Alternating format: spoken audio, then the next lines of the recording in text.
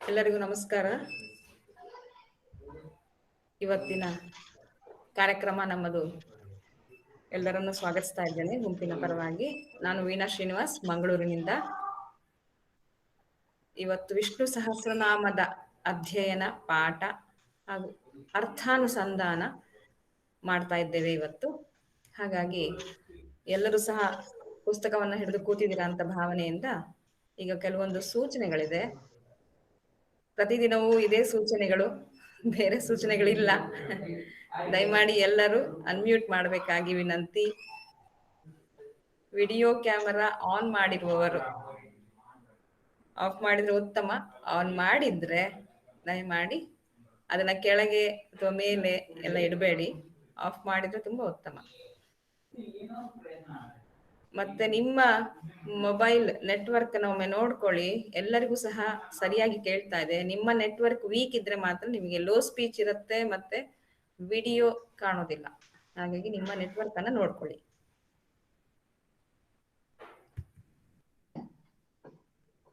ಮತ್ತೆ ಹೊಸದಾಗಿ ಯಾರ್ಯಾರೆಲ್ಲ ಸೇರ್ಲಿಕ್ಕೆ ನೀವು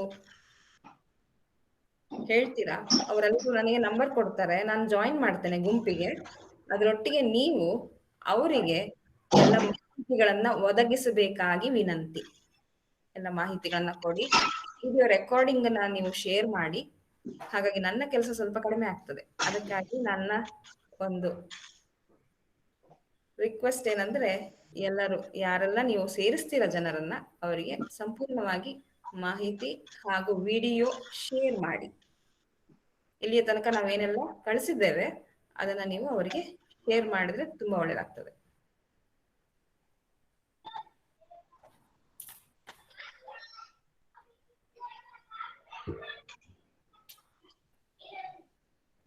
ಇವತ್ತಿನ ಈ ಕಾರ್ಯಕ್ರಮವನ್ನು ಇಲ್ಲಿಗೆ ಶುರು ಮಾಡ್ತೇವೆ. ಪೂಜ್ಯರಾದಂತಹ ಆಚಾರ್ಯರು ಶಿಕಾರಿಪುರ ಕೃಷ್ಣಮೂರ್ತಿಯವರು ಇಲ್ಲಿದ್ದಾರೆ. ಅವರು ನಮಗೆ ಇವತ್ತಿನ ವಿಷ್ಣು ಸಹಸ್ರನಾಮದ ಸಂಧಾನಕ್ಕಾಗಿ ಅವರಿಲ್ಲಿ ಸೇರಿದ್ದಾರೆ. ಹಾಗಾಗಿ ನಮಗೆ ಎಲ್ಲರಿಗೂ ಹೇಳಿಕೊಡ್ತಾರೆ. ನಾವು ಮೊದಲಿಗೆ ವಿಷ್ಣು ಸಹಸ್ರನಾಮದ ಶ್ಲೋಕಗಳಿಂದ ನಾವು ಆರಂಭ ಮಾಡ್ತಾ ಇದ್ದೇವೆ.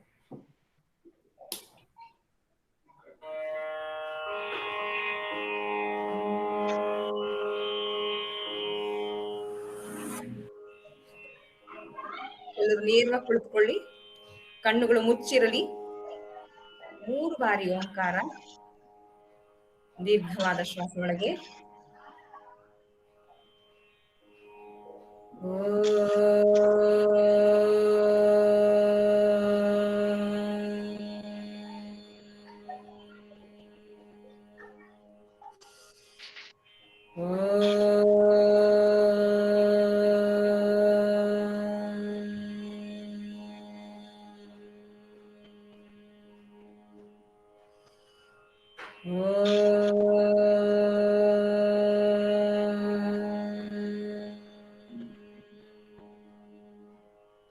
ಶ್ರೀ ಗುರುಭ್ಯೋ ನಮಃ.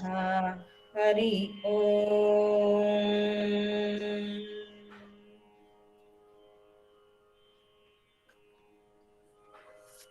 ಮೊದಲಿನ ಶ್ಲೋಕದಿಂದ ಆರಂಭ ಮಾಡ್ತಾ ಇದ್ದೇನೆ. ಇಲ್ಲಿ ಎಲ್ಲರೂ ತಿಳಿದಿರೋರಿದ್ದೀರಾ, ಅಭ್ಯಾಸ ಆಗಿರೋರು, ತುಂಬಾ ವರ್ಷಗಳಿಂದ ಹೇಳಿರೋರಿದ್ದೀರಾ. ಹಾಗಾಗಿ ನನ್ನ ಈ ಸಣ್ಣ ತಪ್ಪುಗಳು, ಮಧ್ಯದಲ್ಲಿ ಲೋಪದೋಷ ಏನಾದ್ರು ಉಂಟಾದ್ರೆ ದಯಮಾಡಿ ಕ್ಷಮಿಸ್ಬೇಕು. ಆ ಭಗವಂತನಲ್ಲಿ ಸಹ ಕ್ಷಮಾಪಣೆಯನ್ನು ಕೇಳ್ತಾ ನಾನು ಶುರು ಮಾಡ್ತಾ ಇದ್ದೇನೆ. ಶುಕ್ಲಾಂಬರಧರಂ ವಿಷ್ಣುಂ ಶಶಿವರ್ಣಂ ಚತುರ್ಭುಜಂ ಪ್ರಸನ್ನವದನಂ ಧ್ಯಾಯೇತ್ ಸರ್ವವಿಘ್ನೋಪಶಾಂತಯೇ. ನಾರಾಯಣಂ ನಮಸ್ಕೃತ್ಯ ನರಂ ಚೈವ ನರೋತ್ತಮಂ ದೇವೀಂ ಸರಸ್ವತೀಂ ವ್ಯಾಸಂ ತತೋ ಜಯಮುದೀರಯೇತ್. ವ್ಯಾಸಂ ವಸಿಷ್ಠನಪ್ತಾರಂ ಶಕ್ತೇಃ ಪೌತ್ರಮಕಲ್ಮಷಂ ಪರಾಶರಾತ್ಮಜಂ ವಂದೇ ಶುಕತಾತಂ ತಪೋನಿಧಿಂ. ವ್ಯಾಸಾಯ ವಿಷ್ಣುರೂಪಾಯ ವ್ಯಾಸರೂಪಾಯ ವಿಷ್ಣವೇ ನಮೋ ವೈ ಬ್ರಹ್ಮನಿಧಯೇ ವಾಸಿಷ್ಠಾಯ ನಮೋ ನಮಃ. ಕಲ್ಯಾಣಾದ್ಭುತಗಾತ್ರಾಯ ಕಾಮಿತಾರ್ಥಪ್ರದಾಯನೇ ಶ್ರೀಮದ್ವೆಂಕಟನಾಥಾಯ ಶ್ರೀನಿವಾಸಾಯ ತೇ ನಮಃ. ಶ್ರುತಿಸ್ಮೃತಿಪುರಾಣಾನಾಮಾಲಯಂ ಕರುಣಾಲಯಂ ನಮಾಮಿ ಭಗವತ್ಪಾದಶಂಕರಂ ಲೋಕಶಂಕರಂ. ವೀಣಾ ಅವರು ನಮ್ಗೆ 4 ಪೀಠಿಕಾ ಶ್ಲೋಕಗಳನ್ನು ಹೇಳಿದ್ದಾರೆ. ನಿತ್ಯ ನೀವು ಇದನ್ನು ಹೇಳ್ತೀರಿ. ಸಂಕ್ಷೇಪ ಅರ್ಥ ನೋಡುವ. ಶುಕ್ಲಾಂಬರಧರಂ ವಿಷ್ಣು ಗೊತ್ತಿದೆ. ವಿಘ್ನೋಪಶಾಂತಿಗೋಸ್ಕರವಾಗಿ ಬೆಳ್ಳಗೆ ಶಶಿವರ್ಣದಿಂದ ಇರ್ತಕ್ಕಂಥ ಚತುರ್ಭುಜನಾದ ಪ್ರಸನ್ನವದನನಾದ ವಿಷ್ಣುವನ್ನು ಧ್ಯಾನ ಮಾಡ್ತೇವೆ. ಧ್ಯಾನ ಮಾಡಬೇಕು. ನಾರಾಯಣನನ್ನು, ನರೋತ್ತಮನನ್ನು, ಸರಸ್ವತೀ ದೇವಿಯನ್ನು, ವ್ಯಾಸಮುನಿಯನ್ನು ಸ್ತುತಿಸೋಣ ಎಂಬುದಾಗಿ ಇದು ಮಹಾಭಾರತದ ಆದಿಯಲ್ಲಿ ಬರ್ತಕ್ಕಂಥ ಒಂದು ಸ್ತುತಿ ಸ್ತೋತ್ರವನ್ನು ಇದು ಸೇರಿಸಿದ್ದೇವೆ. ವ್ಯಾಸಂ ವಸಿಷ್ಠನಪ್ತಾರಂ. ಇದು ಬಹಳ ಚೆನ್ನಾಗಿದೆ ನೋಡಿ. ನಾವು ನಿಜವಾಗಿ ವ್ಯಾಸನ ಏನು ಬಯೋಡೇಟಾ, ವ್ಯಾಸನ ಏನ್ ಹೇಳ್ತಾರೆ, ಅವರ ಕುಲಗೋತ್ರ ವಿವರಗಳು ನಮ್ಮಲ್ಲೆಲ್ಲ ಹೇಳ್ತಾರಲ್ಲ, ನಮ್ಮ ಕುಲವೃಕ್ಷ, ವಂಶವೃಕ್ಷ ಎಷ್ಟು ಚೆನ್ನಾಗಿದೆ ನೋಡಿ. ವಸಿಷ್ಠ ಋಷಿಯ ಮರಿಮಗ ಇವನು, ಶಕ್ತಿ ಋಷಿಯ ಮೊಮ್ಮಗ ಇವನು, ಪರಾಶರರ ಮಗ ಇವನು, ತಪೋನಿಧಿಯಾದ ಶುಕ ಮುನಿಯ ತಂದೆ ಆದ ಆ ವ್ಯಾಸನು ಕೊಟ್ಟಂತಹ ಮಂತ್ರವೇ ವಿಷ್ಣು ಸಹಸ್ರನಾಮ. ಸೊ ವಸಿಷ್ಠ ಋಷಿಗಳು, ಸಪ್ತ ಋಷಿಗಳಿಗೆ ಒಬ್ಬ ಅಂದ್ರೆ ವಸಿಷ್ಠ ಋಷಿಯ ಮಗ ಶಕ್ತಿ, ಆ ಶಕ್ತಿಯ ಮಗ ಪರಾಶರ, ಪರಾಶರ ಮಗನೇ ವ್ಯಾಸ, ಆ ವ್ಯಾಸನ ಮಗ ಬಹಳ ದೊಡ್ಡ ತಪೋನಿಷ್ಠನಾದಂತಹ ಶುಕಮುನಿ. ಮಹಾಭಾರತದ ಕ್ಯಾರೆಕ್ಟರ್ಸ್ ಇವರೆಲ್ಲ ಬರ್ತಾರೆ ಅದರಲ್ಲಿ. ಮಹಾಭಾರತ ಆರಂಭದಲ್ಲಿ ಬರ್ತಕ್ಕಂಥ ಮಂತ್ರ. ಆ ಮಹಾಭಾರತದ ಒಳಗೆ ನಮಗೆ ವಿಷ್ಣು ಸಹಸ್ರನಾಮವನ್ನು ಕೊಟ್ಟಿರ್ತಕ್ಕಂಥ ಈ ಮಹಾಮುನಿಯನ್ನ ನಾವು ನಮಸ್ಕಾರ ಮಾಡ್ತಾ, ಆ ವ್ಯಾಸ ಅಂದ್ರೆ ಯಾರು? ಅವನೇ ವಿಷ್ಣು, ವಿಷ್ಣುವೇ ವ್ಯಾಸ. ಆ ಬ್ರಹ್ಮ ನಿಧಿಯಾಗಿರ್ತಕ್ಕಂಥ ಆ ವಸಿಷ್ಠ ಕುಲದಲ್ಲಿ ಬಂದಂತ ವ್ಯಾಸರಿಗೆ ಮೊದಲು ನಮಸ್ಕಾರ ಮಾಡ್ತಾ ಮುಂದೆ ಅವಿಕಾರಾಯ. ಅವಿಕಾರಾಯ ಶುದ್ಧಾಯ ನಿತ್ಯಾಯ ಪರಮಾತ್ಮನೇ ಸದೈಕರೂಪರೂಪಾಯ ವಿಷ್ಣವೇ ಸರ್ವಜಿಷ್ಣವೇ ಯಸ್ಯ ಸ್ಮರಣ ಮಾತ್ರೇಣ ಜನ್ಮ ಸಂಸಾರ ಬಂಧನಾತ್ ವಿಮುಚ್ಯತೆ ನಮಸ್ತಸ್ಮೈ ವಿಷ್ಣವೇ ಪ್ರಭವಿಷ್ಣವೇ. ಓಂ ನಮೋ ವಿಷ್ಣವೇ ಪ್ರಭವಿಷ್ಣವೇ. ನೋಡಿ, ಈ ಶ್ಲೋಕಗಳೆಲ್ಲ ಹೇಳುವಾಗ ನಮ್ಗೆ ಅಷ್ಟು ಸರಳವಾಗಿದೆ, ಅಷ್ಟು ಸರಳವಾದ ಅರ್ಥ ನಮ್ ಗಮನಕ್ಕೆ ಬಂದ್ಬಿಟ್ರೆ ಹೊರಗಡೆ ಮನಸ್ಸು ಹೋಗುದಿಲ್ಲ. ಏಕಾಗ್ರತೆಯಿಂದ ಅದ್ ಹೇಳ್ಬಹುದು, ನಮ್ಗೊಂದು ಸಿದ್ಧಿಯ ಅನುಭವ ನಮ್ಗೆ ಆಗ್ತದೆ. ಅವಿಕಾರನಾದವನು ಆ ಮಹಾವಿಷ್ಣು ಏನಿದ್ದಾನೆ, ಶುದ್ಧನಾದವನಾಗಿದ್ದಾನೆ, ನಿತ್ಯನಾದ ಪರಮಾತ್ಮ, ಏಕರೂಪದಲ್ಲಿದ್ದಾನೆ, ಸರ್ವಜಿಷ್ಣುವಾಗಿದ್ದಾನೆ. ಯಾವ ಮಹಾವಿಷ್ಣುವನ ಸ್ಮರಣ ಮಾತ್ರದಿಂದಲೇ ನಮ್ಮ ಎಲ್ಲ ಜನ್ಮ ಸಂಸಾರ ಬಂಧನವೆಲ್ಲವೂ ದೂರವಾಗಿಬಿಟ್ಟು ನಮಗೆ ಅಂತಹ ಸಂತೋಷ, ಸುಖ, ಮುಕ್ತಿಯನ್ನು ಕೊಡ್ತಕ್ಕಂತಹ ಆ ವಿಷ್ಣುವಿಗೆ, ಪ್ರಭವಿಷ್ಣುವಿಗೆ, ಅಷ್ಟು ಬಲಿಷ್ಠನಾದಂತಹ ವಿಷ್ಣುವಿಗೆ ನಮಸ್ಕಾರ. ಮುಂದೆ ಶ್ರೀ ವೈಶಂಪಾಯನ ಉವಾಚ ಶ್ರುತ್ವಾ ಧರ್ಮಾನಶೇಷೇಣ ಪಾವನಾನಿ ಚ ಸರ್ವಶಃ ಯುಧಿಷ್ಠಿರಃ ಶಾಂತನವಂ ಪುನರೇವಾಭ್ಯವಾಶತ. ಶ್ರೀಯುಧಿಷ್ಠಿರ ಉವಾಚ ಕಿಮೇಕಂ ದೈವತಂ ಲೋಕೆ ಕಿಂ ವಾಪ್ಯೇಕಂ ಪರಾಯಣಂ ಸ್ತುವಂತಃ ಕಂ ಕಮರ್ಚಂತಃ ಪ್ರಾಪ್ನುಯುರ್ಮಾನವಃ ಶುಭಂ. ಕೋ ಧರ್ಮಃ ಸರ್ವಧರ್ಮಾಣಾಂ ಭವತಃ ಪರಮೋ ಮತಃ ಕಿಂ ಜಪನ್ಮುಚ್ಯತೆ ಜಂತುರ್ಜನ್ಮ ಸಂಸಾರ ಬಂಧನಾತ್. ನಾವು ನಿತ್ಯವೂ ಇದನ್ನ ಹೇಳುವಾಗ MS ಸುಬ್ಬಲಕ್ಷ್ಮಿ ಅವರು ನೆನಪನ್ನ ಮಾಡ್ಕೊಡ್ತಾ ಇದ್ದಾರೆ ವೀಣಾ ಅವರು. ಅದೇ ತರಹ ಸ್ವರಲ್ಲಿ, ಅದೇ ಸ್ವರದಲ್ಲಿ, ಏರಿದ ಸ್ವರದಲ್ಲಿ ನಾವು ಹೇಳ್ತಾ ಇರುವಾಗ ನಮ್ಗೆ ಆನಂದ ಬರ್ಬೇಕು, ಜೊತೆಗೆ ಅರ್ಥಾನುಸಂಧಾನವೂ ಆಗ್ಬೇಕು. ಏನು ಕಥೆ ಅಂದ್ರೆ, ಕೃಷ್ಣ ಈ ಪಾಂಡವರನ್ನ ಕಳಿಸಿದ, ಶರಶೈಯಲ್ಲಿ ಮಲಗಿರ್ತಕ್ಕಂಥ ಭೀಷ್ಮನ ಬಳಿ ಹೋಗಿ ಧರ್ಮ ರಹಸ್ಯವನ್ನ ಕೇಳಿ ಬನ್ನಿ ಅಂತ. ಆಗ ಯುಧಿಷ್ಠಿರಾದಿಗಳು ಹೋಗಿ, ಅಜ್ಜ ಧರ್ಮದ ರಹಸ್ಯ ಹೇಳು ಅನ್ನುವಾಗ ತುಂಬಾ ಧರ್ಮದ ರಹಸ್ಯಗಳನ್ನು ಹೇಳಿದ್ದಾನೆ. ಅದು ಇಲ್ಲಿಯ ಪೀಠಕ್ಕೆ ಬರುವುದು. ಧರ್ಮಾನ್ ಅಶೇಷೇಣ ಪಾವನ ನಿಚ ಸರ್ವಶಃ ಯುಧಿಷ್ಠಿರ. ಚೆನ್ನಾಗಿ ಕೇಳಿದ, ಅಭ್ಯುದಯ ಮತ್ತು ನಿಶ್ರೇಯಸ್ ನಮ್ಗೆ ಎರಡು ಗೊತ್ತಿದೆಯಲ್ಲ. ಅಭ್ಯುದಯ ಲೌಕಿಕವಾದ ಎಲ್ಲ ಅಭಿವೃದ್ಧಿಗಳಿಗೆ ಮತ್ತು ನಿಶ್ರೇಯಸ್ ನಿಶೇಷವಾದಂತಹ ಶ್ರೇಯಸ್ಸಿಗೆ, ಈ ಎರಡಕ್ಕೂ ಕೂಡ ಬೇಕಾದಂತಹ ಧರ್ಮದ ಉಪದೇಶವನ್ನ ಯುಧಿಷ್ಠನಿಗೆ ಚೆನ್ನಾಗಿ ಮಾಡಿದಂತಹ ಭೀಷ್ಮರು ಆಮೇಲೆ ಏನಯ್ಯ ಅಂತ ಕೇಳಿದಾಗ, ಅಜ್ಜ ಅಭ್ಯುದಯ ನಿಶ್ರೇಯಸ್ಸಿಗೆ ಬೇಕಾದಂತಹ ಧರ್ಮ ಎಲ್ಲ ಹೇಳಿದೆ, ಪಾಪ ಕ್ಷಯವಾಗ್ತಕ್ಕಂಥ ಧರ್ಮ ರಹಸ್ಯಗಳನ್ನು ಹೇಳಿದ್ದೆ. ಈಗ ನನ್ನ ಒಂದು ಮಾತಿಗೆ ಸಂಕ್ಷೇಪವಾಗಿ ನನ್ಗೆ ಉತ್ತರ ಹೇಳು ಅಂತ ಹೇಳಿ ಯುಧಿಷ್ಠಿರನ ಒಳಗೆ ನಾವೆಲ್ಲ ಸೇರಿದ್ದೇವೆ. ನಮ್ಮೆಲ್ಲರ ಪರವಾಗಿ ಯುಧಿಷ್ಠಿರ ಕೇಳಿದಂತ ಸರಳ ಪ್ರಶ್ನೆಗಳು. ಕಿಮೇಕಂ ದೈವತಂ, ಈ ಭೂಮಿಯಲ್ಲಿ ಬಹಳ ದೇವರುಗಳಿದ್ದಾರಪ್ಪ, ಒಬ್ಬ ದೇವನ ಹೆಸರು ಹೇಳು, ನಾವು ಅವನನ್ನ ಪೂಜೆ ಮಾಡ್ತೇವೆ. ಯಾವ ದೇವರ ಬಳಿ ಹೋದ್ರೆ ನಮ್ಗೆ ಮುಕ್ತಿ ಸಿಕ್ಕತ್ತೆ ಪರಾಯಣ. ಮತ್ತು ಯಾರ ಸ್ತುತಿ ಮಾಡುವುದರಿಂದ ಮನುಷ್ಯನಿಗೆ ಒಳ್ಳೇದಾಗ್ತದೆ, ಮಾನವನ ಶುಭಕ್ಕಾಗಿ ಯಾವ ದೇವನನ್ನ ಆಶ್ರಯಿಸ್ಬೇಕು, ಎಲ್ಲ ಧರ್ಮಗಳಿಗೂ ಮೀರಿದಂತಹ ಧರ್ಮ ಯಾವುದು, ಯಾವ ಜಪದಿಂದ ಸಂಸಾರ ಬಂಧ ಮುಕ್ತಿ ಆಗ್ತದೆ. ಸಂಸಾರ ಬಂಧ ಮುಕ್ತಿ ಆಗ್ಬೇಕಾದ್ರೆ ಜಪ ಮಾಡ್ಬೇಕು. ಯಾವ ದೇವನ ಜಪ ಮಾಡ್ಬೇಕು, ಗೋಧರ್ಮ. ಹಾಗಾದ್ರೆ ಅತ್ಯಂತ ಶ್ರೇಷ್ಠವಾದ ಧರ್ಮ ಯಾವುದು ನಿನ್ನ ಅಭಿಪ್ರಾಯದಲ್ಲಿ? ಯಾವ ಜಪ ಮಾಡುವುದರಿಂದ ಪ್ರತಿಯೊಂದು ಜೀವಿಯೂ ಕೂಡ ಈ ಜನ್ಮ ಸಂಸಾರದಿಂದ ಮುಕ್ತವಾಗುತ್ತೆ ಹೇಳುವಂತ ಅನ್ನುವಂತ ಒಂದು ಗಹನವಾದ ಪ್ರಶ್ನೆಯನ್ನ ಕೇಳಲಾಗಿ ಆಗ ಭೀಷ್ಮ ವಾಚ, ಭೀಷ್ಮ ಹೇಳ್ತಾನೆ. ಶ್ರೀ ಭೀಷ್ಮ ಉವಾಚ ಜಗತ್ ಪ್ರಭುಂ ದೇವದೇವಮನಂತಂ ಪುರುಷೋತ್ತಮಂ ಸ್ತುವನ್ನಾಮ ಸಹಸ್ರೇಣ ಪುರುಷಃ ಸತತೋತ್ಥಿತಃ ತಮೇವ ಚಾರ್ಚಯನ್ ನಿತ್ಯಂ ಭಕ್ತ್ಯಾ ಪುರುಷಮವ್ಯಯಂ ಧ್ಯಾಯನ್ ಸ್ತುವನ್ ನಮಸ್ಯಂಶ್ಚ ಯಜಮಾನಸ್ತಮೇವ ಚ. ಒಂದೇ ಮಾತಲ್ಲಿ ಹೇಳ್ಬಿಟ್ಟ ಭೀಷ್ಮ. ಏನಿಲ್ಲ, ನೀ ಪ್ರಶ್ನೆ ಕೇಳಿದ್ರೆ ನಾನು ನೇರ ಉತ್ತರ ಹೇಳ್ತೀನಿ ಅಂತ ಹೇಳಿ ಜಗತ್ಪ್ರಭುವಾದ ದೇವನಾದಂತಹ ಅನಂತನಾದಂತಹ ಪುರುಷೋತ್ತಮನಾದಂತಹ ಯಾವ ಪುರುಷೋತ್ತಮನಾದ ಮಹಾವಿಷ್ಣು ಇದ್ದಾನೆ, ಅವನ ನಾಮ ಸಹಸ್ರವನ್ನ ಯಾರು ಸ್ತುತಿ ಮಾಡ್ತಾರೆ ಅಂತಹ ಪುರುಷ ಅವನು ಸತತವಾಗಿ ಉತ್ಥಾನಕ್ಕೆ ಹೋಗಿ ಬಿಡ್ತಾನೆ. ಸಂಸಾರ ಬಂಧ ಮುಕ್ತಿ ಆಗ್ತದೆ, ಅವನು ಪುರುಷೋತ್ತಮ ಪ್ರಾಪ್ತಿ ಅವನಿಗೆ ಆಗ್ತದೆ. ತಮೇವ ಚಾರ್ಚೆ, ಅವನನ್ನೇ ಪ್ರತಿನಿತ್ಯವೂ ಅರ್ಚನೆ ಮಾಡ್ತಾ ಭಕ್ತಿಯಿಂದ ಇರ್ತಕ್ಕಂಥವನು ಮೂರು ಮಾಡ್ಬೇಕಂತೆ. ಏನು ಅರ್ಚನೆ ಮಾಡೋ ನಾವು? ಲಲಿತಾ ವಿಷ್ಣು ಸಹಸ್ರನಾಮ ಹಿಡ್ಕೊಂಡು ನಾವು ಮಾಡ್ಬೇಕಾದ್ದೇನು?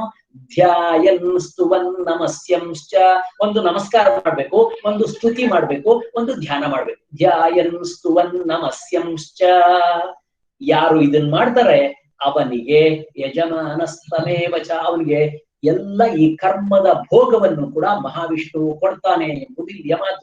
ಧ್ಯಾನ ಮಾಡ್ಬೇಕು, ಲಲಿತಾ ವಿಷ್ಣು ಸಹಸ್ರನಾಮವನ್ನು ಇಟ್ಕೊಂಡು ಧ್ಯಾನ ಮಾಡ್ಬೇಕು, ಅದನ್ನ ಸ್ತುತಿ ಮಾಡ್ಬೇಕು, ಮತ್ತು ಅದನ್ನ ಇಟ್ಕೊಂಡು ನಮಸ್ಕಾರ ಮಾಡ್ಬೇಕು ಅನ್ನುವ ಒಂದೇ ಮಾತಿನ ಪರಿಹಾರವನ್ನ ಭೀಷ್ಮ ಯುಧಿಷ್ಠಿರನಿಗೆ ಕೊಟ್ಬಿಡ್ತಾನೆ. ಅಂದ್ರೆ ವಿಷ್ಣು ಸಹಸ್ರನಾಮದ ಸ್ತುತಿ. ಅಲ್ಲಿಂದ ಮುಂದೆ ಅನಾದಿ ನಿಧನಂ. ಅನಾದಿ ನಿಧನಂ ವಿಷ್ಣುಂ ಸರ್ವಲೋಕಮಹೇಶ್ವರಂ ಲೋಕಾಧ್ಯಕ್ಷಂ ಸ್ತುವನ್ ನಿತ್ಯಂ ಸರ್ವದುಃಖಾದಿಗೋ ಭವೇತ್ ಬ್ರಹ್ಮಣ್ಯಂ ಸರ್ವಧರ್ಮಗ್ನಂ ಲೋಕಾನಾಂ ಕೀರ್ತಿವರ್ಧನಂ ಲೋಕನಾಥಂ ಮಹದ್ಭೂತಂ ಸರ್ವಭೂತಭವೋದ್ಭವಂ ಯೇಷ ಮೇ ಸರ್ವಧರ್ಮಾಣಾಂ ಧರ್ಮೋಧಿಕತಮೋ ಮತಃ ಯದ್ಭಕ್ತ್ಯಾ ಪುಂಡರೀಕಾಕ್ಷಂ ಸ್ತವೈರರ್ಚೆನ್ನರಃ ಸದಾ.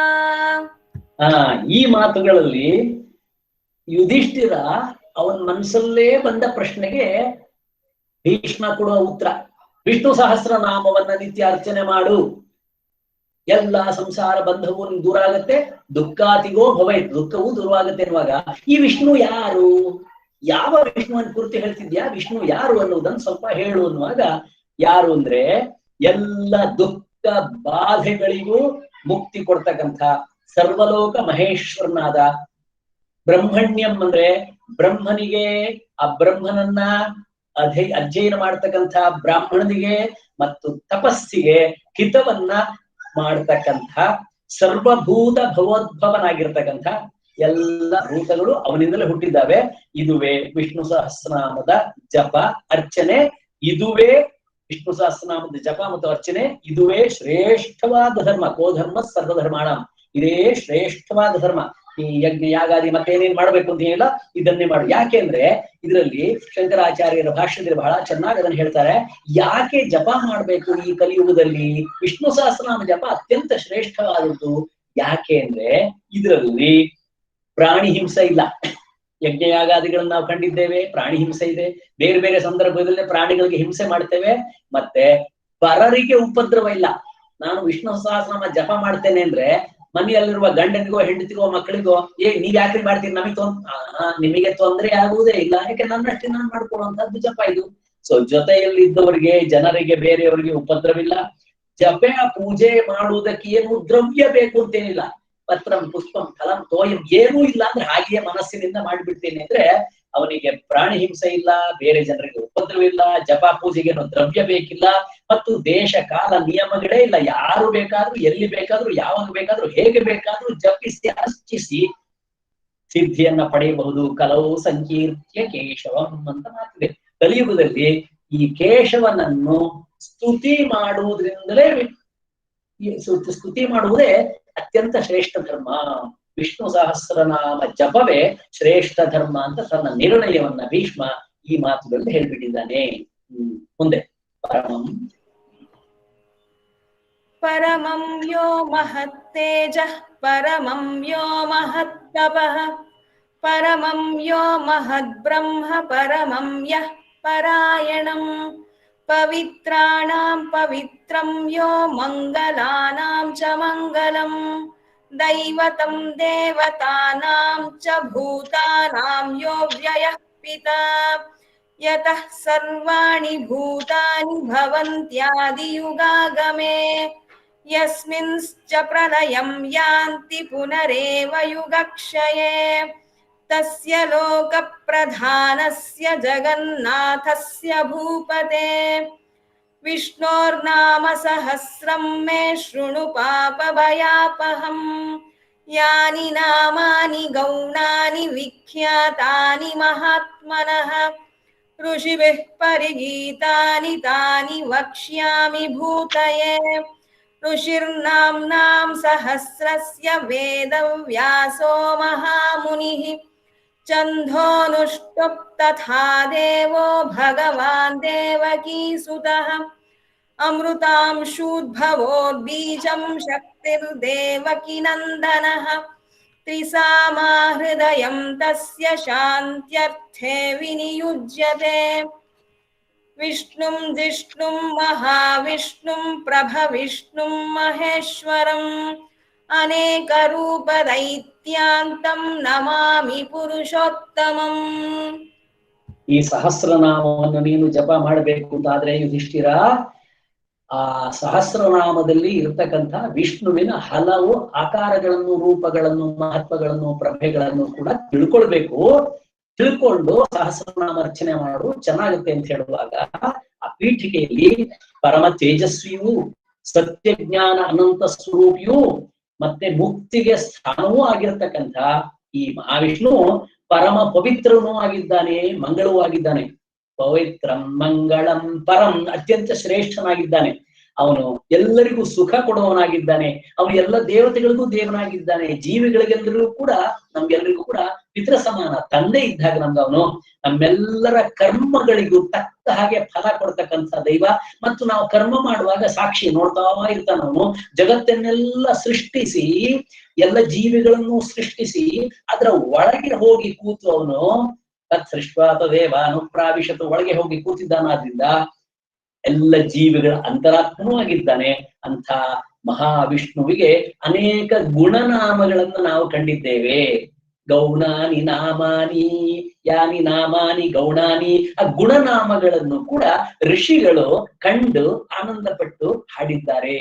ಅಮೃತದ ಬೀಜದಂತಿರ್ತಕ್ಕಂಥ ಶಾಂತಿಯನ್ನು ಕೊಡುವ, ಸಮೃದ್ಧಿಯನ್ನು ಕೊಡ್ತಕ್ಕಂಥ, ಆನಂದವನ್ನು ಕೊಡ್ತಕ್ಕಂಥ ವಿಷ್ಣು ಸಹಸ್ರನಾಮವನ್ನು ಕೇಳು ಯುಧಿಷ್ಠಿರ, ಕೇಳು ಅಂತ ಭೀಷ್ಮರು ಹೇಳಿ ಆರಂಭ ಮಾಡಿಸ್ತಾರೆ. ಈ ಪೀಠಿಕೆಯನ್ನು ಬಹಳ ಸುಂದರವಾಗಿ ಸುಬ್ಬಲಕ್ಷ್ಮಿ ಅವರು ಹಾಡಿದ್ದನ್ನೇ ಅದೇ ತರಹ ಅಷ್ಟೇ ಚೆನ್ನಾಗಿ ವೀಣಾ ಅವರು ಹಾಡಿ ತೋರಿಸಿದ್ದಾರೆ. ಬರುವ ಕ್ಲಾಸ್ ನಿಂದ ನಾವು ಇದನ್ನ ಒಟ್ಟಿಗೆ ಅರ್ಥ ಹೇಳಿದ್ದೇನಾದ್ರಿಂದ ನಾವೆಲ್ಲರೂ ಒಟ್ಟಿಗೆ ಹೇಳಿಬಿಟ್ಟು ಅಲ್ಲಿಂದ ಮುಂದುವರಿಸ್ಬೇಕು. ಏನ್ ಮುಂದುವರಿಸ್ಬೇಕು? ಅದನ್ನ ಆ ಜಪ ಮಾಡುವಾಗ, ಧ್ಯಾನ ಮಾಡುವಾಗ ಒಂದ್ ಸಣ್ಣ ಸಂಕಲ್ಪವೂ ಇದೆ ಅದರಲ್ಲಿ. ಅಸ್ಯ ಶ್ರೀ ವಿಷ್ಣೋರ್ ದಿವ್ಯ ಸಹಸ್ರನಾಮ ಮಹಾಮಂತ್ರಸ್ಯ ಶ್ರೀ ವೇದವ್ಯಾಸೋ ಭಗವಾನ್ ಋಷಿ ಅನುಷ್ಠುಪ್ ಛಂದಃ ಶ್ರೀ ಮಹಾವಿಷ್ಣು ಪರಮಾತ್ಮ ಶ್ರೀಮನ್ನಾರಾಯಣೋ ದೇವತಾ ಅಮೃತಾಂಶೂದ್ಭವೋ ಭಾನುರಿತಿ ವೀರಂ ದೇವಕೀ ನಂದನ ಸೃಷ್ಟೇತಿ ಶಕ್ತಿ ಉದ್ಭವ ಕ್ಷೋಭಣೋ ದೇವ ಇತಿ ಪರಮೋ ಮಂತ್ರ ಶಂಖಭೃನ್ಮಂದಕೀ ಚಕ್ರೀತಿ ಕೀಲಕಂ ಶಾರ್ಂಗಧನ್ವ ಧನ್ವಾ ಗದಾಧರ ಇತ್ಯಸ್ತ್ರಂ ರಥಾಂಗಪಾಣಿರಕ್ಷೋಭ್ಯೈತಿ ನೇತ್ರಂ ತ್ರಿಸಾಮಾ ಸಾಮಗಸ್ಸಾಮೇತಿ ಕವಚಂ ಆನಂದಂ ಪರಬ್ರಹ್ಮೇತಿ ಯೋನಿಃ ಋತಃ ಸುದರ್ಶನಃ ಕಾಲ ಇತಿ ದಿಗ್ಬಂಧಃ ಶ್ರೀ ವಿಶ್ವರೂಪ ಇತಿ ಧ್ಯಾನಂ ಶ್ರೀ ಮಹಾವಿಷ್ಣು ಪ್ರೀತ್ಯರ್ಥೇ ಸಹಸ್ರನಾಮ ಜಪೇ ವಿನಿಯೋಗಃ. ತಾಂತ್ರಿಕವಾದ ಕ್ರಮದಲ್ಲಿ ಇದನ್ನು ಹೇಳಿಬಿಟ್ಟು ಆಮೇಲೆ ಹೇಳುವ ಕ್ರಮ ಇದೆ. ಇದರಲ್ಲಿ ಸಂಕಲ್ಪ ಏನು? ನಾನು ವಿಷ್ಣು ಸಹಸ್ರನಾಮವನ್ನ ಮಾಡ್ತೇನೆ, ಜಪ ಮಾಡ್ತೇನೆ, ನಾಮ ಉಚ್ಚಾರ ಮಾಡ್ತೇನೆ, ಜಪ ಮಾಡ್ತೇನೆ. ನನಗೇನ್ ಆಗ್ಬೇಕು? ಆ ಮಹಾವಿಷ್ಣು ಪ್ರೀತ್ಯರ್ಥೆ, ಆ ಮಹಾವಿಷ್ಣು ನನ್ನ ವಿಷಯದಲ್ಲಿ ಪ್ರೀತನಾದ್ರೆ ನನ್ಗೆ ಏನೇನ್ ಬೇಕು ಅದಕ್ಕಿಂತ ಜಾಸ್ತಿನೇ ಕೊಡ್ತಾನ. ನನ್ಗೆ ಏನೇನ್ ನಾವು ಏನು ಕೇಳ್ಬಾರ್ದಾದ್ರಿಂದ ಶ್ರೀ ಪ್ರಸಾದ ಸಿದ್ಧ್ಯರ್ಥಂ ಏನು ಭಗವತಃ ಪ್ರಸಾದ ಸಿದ್ಧ್ಯರ್ಥಂ ಅಷ್ಟೇ ಕೇಳ್ಬಿಡ್ಬೇಕು. ಅವ್ರು ನಂಗೆ ಅದ್ಬೇಕು ಇದು ಬೇಕು ಅಂತ ಕೇಳೋ ಹಾಗಿಲ್ಲ. ಅದು ಆದ್ರೆ ಪೂಜೆ ಮಾಡುವಾಗ ಕ್ಷೇಮ ಸ್ಥೈರ್ಯ ವಿಜಯ ವೀರ್ಯ ಆಯುರ ಆರೋಗ್ಯ ಇವೆಲ್ಲ ಕೇಳ್ತೀವಿ. ಇಲ್ಲಿ ಏನಾಗತ್ತೆ ಅಲ್ಲ, ಅದೆಲ್ಲ ತಾನೇ ಬರ್ತದೆ. ಅದರಿಂದ ಮಹಾವಿಷ್ಣು ಪ್ರೀತ್ಯರ್ಥಂ, ಅವನು ಪ್ರೀತಿ ಆದ್ರೆ ಮಹಾವಿಷ್ಣು ಪ್ರೀತ್ಯರ್ಥೆ ಸಹಸ್ರನಾಮ ಜಪೇ ವಿನಿಯೋಗ ಅದೊಂದು ಹೇಳ್ಬಿಟ್ಟು ಎಲ್ಲ ಧ್ಯಾನ ಮಾಡುವ, ಎಲ್ಲ ಸ್ತುತಿ ಮಾಡುವ ಮೊದಲು ಒಮ್ಮೆ ಧ್ಯಾನ ಮಾಡ್ತೇವೆ. ಆ ಧ್ಯಾನ ಮಾಡುವಾಗಿನ ಶ್ಲೋಕ, ಆ ಮಹಾವಿಷ್ಣುವಿನ ಪೂರ್ಣ ಚಿತ್ರದ ಒಂದು ವರ್ಣನೆ ಇರತಕ್ಕಂಥ ಒಂದು ಸುಂದರವಾದ ಶ್ಲೋಕ. ಬಹಳ ಡೀಟೇಲ್ಡ್ ಅರ್ಥ ಏನು ಹೇಳುವ ಅಗತ್ಯ ಇಲ್ಲ ನಿಮಗೆ, ಅದನ್ನು ಹೇಳಲಿಕ್ಕೆ ಸಮಯ ಕೂಡ ಇಲ್ಲ. ಅದರಿಂದ ನಿಮಗೆ ಈಗ ಮೇಲೆ ಮೇಲೆ ಹೇಳ್ಬಿಡ್ತೀನಿ. ಕ್ಷೀರೋಧನ್, ಇದು ಬಹಳ ಸುಂದರವಾಗಿರ್ತಕ್ಕಂಥ ಮಂದಾಕ್ರಾಂತ ಮೀಟರ್ನಲ್ಲಿ ಇರ್ತಕ್ಕಂಥ ಛಂದಸ್ಸಿರ್ತಕ್ಕಂಥ ಬಹಳ ಸುಂದರವಾದ ಗೇಯವಾದದ್ದು. ಆ ಸುಬ್ಬಲಕ್ಷ್ಮಿ ಅವ್ರನ್ನ ಆಡುವಾಗ ನೀವು ಕೇಳಿದಿರಿ, ಎಷ್ಟು ಚಂದ ಎಷ್ಟು ಚಂದ ಎಷ್ಟು ಚಂದ ಅದು. ಆದ್ರಿಂದ ನೀವು ಕೂಡ ರಾಗ ಹೇಳ್ತಾ ಕಣ್ಮುಚ್ಕೊಂಡು ಹೇಳ್ತಾ ಹೇಳ್ತಾ ಹೇಳ್ತಾ ಹೋದ್ರೆ ಅನುರಣ, ಆ ಶಬ್ದ ಶಕ್ತಿಯಿಂದಲೇ, ಆ ಶಬ್ದದ ಉಚ್ಚಾರಣೆಯ ಶಕ್ತಿಯಿಂದಲೇ ನಿಮಗೆ ಅಪೂರ್ವವಾದಂತಹ ಒಂದು ರೀತಿಯ ಒಂದು ಶಾಂತಿ, ಒಂದು ಸಮಾಧಾನ, ಒಂದು ನೆಮ್ಮದಿ ತಾನಾಗಿ ಬರ್ತದೆ. ಏಕಾಗ್ರತೆಯ ಕಡೆಗೆ ಮನಸ್ಸು ತಾನಾಗಿ ಹೋಗುವಂತ ಈ ಶ್ಲೋಕವಿದೆ. ಕ್ಷೀರೋಧನ್ವತ್, ಯಾರ ಹತ್ರ ಪುಸ್ತಕ ಇದೆ ಅವ್ರು ನೋಡ್ಕೊಳ್ಳಿ, ಬಿಡಿಸಿ ಬಿಡಿಸಿ ಓದು ಅಭ್ಯಾಸ ಮಾಡ್ಕೊಳ್ಬೇಕು. ಕ್ಷೀರೋಧನ್ವತ್ ಪ್ರದೇಶೇ ಶುಚಿಮಣಿ ವಿಲಸತ್ ಸೈಕತೆ ಮೌಕ್ತಿಕಾನಾಂ. ಕ್ಷೀರೋಧನ್ವತ್ ಪ್ರದೇಶೇ ಶುಚಿಮಣಿ ವಿಲಸತ್ ಸೈಕತೆ ಮೌಕ್ತಿಕಾನಾಂ. ಮಾಲಾ ಕ್ಲುಪ್ತಾಸನಸ್ಥ ಸ್ಫಟಿಕ ಮಣಿನಿಭೈಃ ಮೌಕ್ತಿಕೈಃ ಮಂಡಿತಾಂಗಃ. ಮಾಲಾ ಕ್ಲುಪ್ತಾಸನಸ್ಥ ಸ್ಫಟಿಕ ಮಣಿನಿಭೈರ್ಮೌಕ್ತಿಕೈರ್ಮಂಡಿತಾಂಗಃ. ಶುಭ್ರೈರಭ್ರೈರದಭ್ರೈರುಪರಿ ವಿರಚಿತೈರ್ಮುಕ್ತ ಪೀಯೂಷ ವರ್ಷೈಃ. ಶುಭ್ರೈಃ ಅಭ್ರೈಃ ಅದಭ್ರೈಃ ಉಪರಿ ವಿರಚಿತೈಃ ಮುಕ್ತ ಪೀಯೂಷ ವರ್ಷೈಃ. ಆನಂದೇನ ಪುನೀಯಾದರಿ ನಲಿನ ಗದಾ. ಆನಂದೇನ ಪುರಿಯಾ ಆನಂದೇನ ಪುನೀಯಾದರಿ ನಲಿನ ಗದಾ ಶಂಖ ಪಾಣಿರ್ಮುಕುಂದಃ. ಪಾದೌ ಯಸ್ಯ ನಾಭಿರ್ಯದಸುರ ನಿಲಶ್ಚಂದ್ರ ಸೂರ್ಯೌ ಚ ನೇತ್ರೇ. ಕರ್ಣಾವಾಶಾ ಶಿರೋದ್ಯೌರ್ಮುಖಮಪಿ ದಹನೋ ಯಸ್ಯ ವಾಸ್ತೇಯಮಬ್ಧಿಃ. ಅಂತಸ್ಥಂ ಯಸ್ಯ ವಿಶ್ವಂ ಸುರ ನರ ಖಗೋ ಭೋಗಿ ಗಂಧರ್ವ ದೈತ್ಯೈಃ. ಚಿತ್ರಂ ರಂ ರಮ್ಯತೆ ತಂ ತ್ರಿಭುವನ ವಪುಷುಂ ವಿಷ್ಣುಮೀಶಂ ನಮಾಮಿ. ಈಶನಾದ ವಿಷ್ಣುವನ್ನು ನಾನು ಸ್ತುತಿ ಮಾಡ್ತೇನೆ. ರಂ ರಮ್ಯತೆ ತಂ ಚಿತ್ರಂ, ತುಂಬಾ ಸುಂದರವಾಗಿದ್ದಾನೆ ಅವನು. ಯಾರ ಕಾಲು ಭೂಮಿಯಲ್ಲಿದ್ದು ನಾಭಿಯು ಆಕಾಶದಲ್ಲಿದ್ದು ಮೇಲೆ ಸುರ ನರ ಖಗೋ ಭೋಗಿ ಗಂಧರ್ವ ದೈತ್ಯರೆಲ್ಲರೂ ಕೂಡ ಸ್ತುತಿ ಮಾಡ್ತಿದ್ದಾರೆ ಇವನನ್ನ. ಉಪಾದೋ ಯಸ್ಯ ನಾಭಿರ್ಯದಸುರನಶ್ಚಂದ್ರ ಸೂರ್ಯೌ ಚ ನೇತ್ರೇ. ಕರ್ಣಾವಾಶಾ ಶಿರೋದ್ಯೌರ್ಮುಖಮಪಿ ದಹನೋ ಯಸ್ಯ ವಾಸ್ತೇಯಮಬ್ಧಿ. ಯಸ್ಯ ವಾಸ್ತೇಯಮಬ್ಧಿ, ಎಲ್ಲಿ ವಾಸ? ಅವನು ಅಬ್ಧಿ, ಕ್ಷೀರಸಾಗರದಲ್ಲಿ ಮಲಗಿದ್ದಾನೆ. ಕ್ಷೀರೋಧನ್ವತ್ ಪ್ರದೇಶೆ ಶುಚಿ ಮಣಿ ವಿಲಸತ್ ಸೈಕತೆ, ಎಂಥ ಮರಳು, ಸೈಕತ ಅಂದ್ರೆ ಮರಳು, ಎಷ್ಟು ಶುಚಿಯಾಗಿ ಮಣಿಯಿಂದ ಕೂಡಿದಂತಹ ಮರಳಿನ ಮೇಲೆ ಮುತ್ತುಗಳಿಂದ ಕೂಡಿದಂತಹ ಮಾಲೆಯನ್ನು ಹಾಕೊಂಡಿದ್ದಾನವನು. ಮಂಡಿತಾಂಗ, ಅಂಗಾಂಗಗಳಲ್ಲೆಲ್ಲವೂ ಕೂಡ ಶುದ್ಧ ಮಣಿಯ ಅಲಂಕೃತನಾಗಿದ್ದಾನೆ.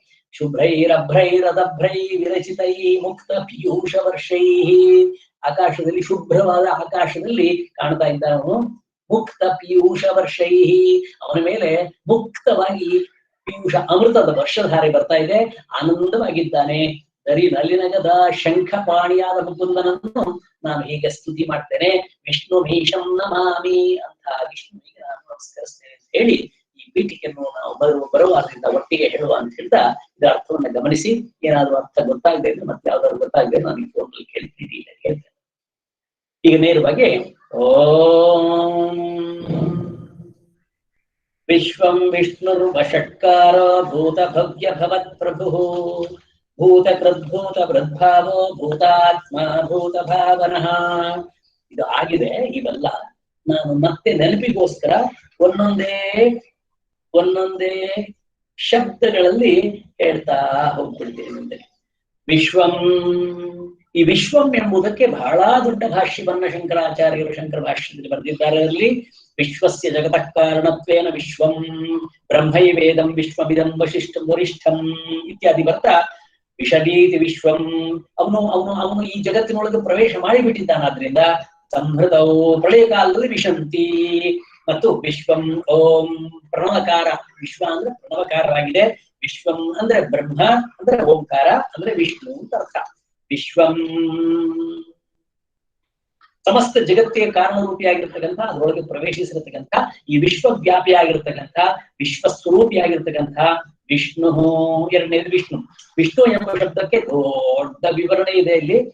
ವಿಶ್ವವಾಚಕತ್ವ ಯಾವುದು ಶಬ್ದ ಇದು? ಈ ವಿಶ್ವವಾಚಕ, ಈ ವಿಶ್ವ ಅಂತ ಹೇಳ್ತಕ್ಕಂಥ ವಾಚಕ ಶಬ್ದ ಯಾವುದು? ಅದೇ ವಿಷ್ಣು. ದೇವೇಷ್ಟಿ ವ್ಯಾಪ್ನೋತಿ ವಿಷ್ಣು ಅಂತ ಸಂಸ್ಕೃತದಲ್ಲಿ ಅದರದ್ದು ವಿವರಣೆ ಹೇಳ್ತಾರೆ. ವ್ಯಾಪಿಸಿರುವ ಕಾರಣ ಅವನು ವಿಷ್ಣು. ಅಂದ್ರೆ ಅವನಿಲ್ಲದೆ ಜಾಗವೇ ಇಲ್ಲ, ಎಲ್ಲ ಕಡೆ ವ್ಯಾಪಿಸಿ ಬಿಟ್ಟಿದ್ದಾನೆ. ವಿಷ್ ಎಂಬ ಧಾತು, ಅದಕ್ಕೆ ನು, ವಿಶ್ ಪ್ಲಸ್ ನು, ನುಕ್ ಧಾತು, ನುಕ್ ಪ್ರತ್ಯಯ, ವಿಶ್ ಪ್ಲಸ್ ನುಕ್, ಅದು ವಿಷ್ಣು ಅಂತ ಆಗ್ತದೆ. ಇವನಿಗೆ ದೇಶ ಕಾಲ ಪದಾರ್ಥಗಳ ಯಾವುದೇ ಪರಿಚ್ಛೇದವಿಲ್ಲ, ವ್ಯತ್ಯಾಸವಿಲ್ಲ ಇವನಿಗೆ. ಅವನು ಎಲ್ಲಾ ಕಾಲದಲ್ಲೂ ಇರುವನು, ಎಲ್ಲಾ ದೇಶದಲ್ಲೂ ಇರುವನು, ಎಲ್ಲ ಪದಾರ್ಥಗಳಿಗೂ ಇರ್ತಕ್ಕಂಥವನು. ವ್ಯಾಪ್ತೆ ಮೇರೋದ ಸೀತಾರ್ಥ ಇತ್ಯಾದಿ ಮಹಾಭಾರತದಲ್ಲಿ ಹೇಳ್ತಕ್ಕಂಥ ವಿಷ್ಣು ಇತ್ಯಭಿಧೀಯತೆ, ತನ್ನ ಬಗ್ಗೆ ತಾನೇ ಹೇಳ್ಕೊಳ್ತಾನೆ ಕೃಷ್ಣ ಅದರಲ್ಲಿ. ಭೂಮ್ಯಂತರಿಕ್ಷವು ನನ್ನಿಂದ ಪ್ರಾಪ್ತವಾಗಿದೆ, ನನ್ನನ್ನ ವಿಷ್ಣು ಅಂತ ಕರೀತಾರೆ. ವಿವರ ಎಲ್ಲ ಅಲ್ಲಿ ಬರ್ತದೆ. ಯಜ್ಞೋ ವೈ ವಿಷ್ಣು ತೈತ್ತಿರಿಯ ಸಂಹಿತೆ ಬರ್ತದೆ. ಹಾಗಾಗಿ ಅಂತರ್ಬಹಿಶ್ಚ ತತ್ಸರ್ವಂ ವ್ಯಾಪ್ಯ ನಾರಾಯಣ ಸ್ಥಿತ, ನಾರಾಯಣ ಉಪನಿಷತ್ನಲ್ಲಿ ನಾರಾಯಣ ಸೂಕ್ತದಲ್ಲಿ ಬರ್ತದೆ. ಸೊ ಇದು ಎಲ್ಲರೂ ಒಟ್ಟು ಬರ್ತದೆ. ವಿಷ್ಣು ಸಹಸ್ರನಾಮದಲ್ಲಿ ಬರ್ತಕ್ಕಂಥ ವಿಷ್ಣುವಿನ ಶಬ್ದಕ್ಕೆ ಏನರ್ಥ? ವ್ಯಾಪಕನಾಗಿರ್ತಕ್ಕಂಥ, ಸರ್ವವ್ಯಾಪಿಯಾದ, ಇಷ್ಟು ತಿಳ್ಕೊಂಡು ಸಾಕು. ನೆಕ್ಸ್ಟ್ ವಷಟ್ಕಾರ. ಯಜ್ಞದಲ್ಲಿ ವಷಟ್ ಅಂತ ಹೇಳ್ತಾರೆ. ಆ ಯಜ್ಞವೇ ವಿಷ್ಣು, ಈ ವಷಟ್ಕಾರವೇ ವಿಷ್ಣು. ಯಜ್ಞೋ ವಷಟ್ಕಾರ ಭೂತ ಭವ್ಯ ಭವತ್ ಪ್ರಭು. ಹಿಂದೆ ಮುಂದೆ ಇವತ್ತಿಗೂ ಅವನೇ ಒಡೆಯ.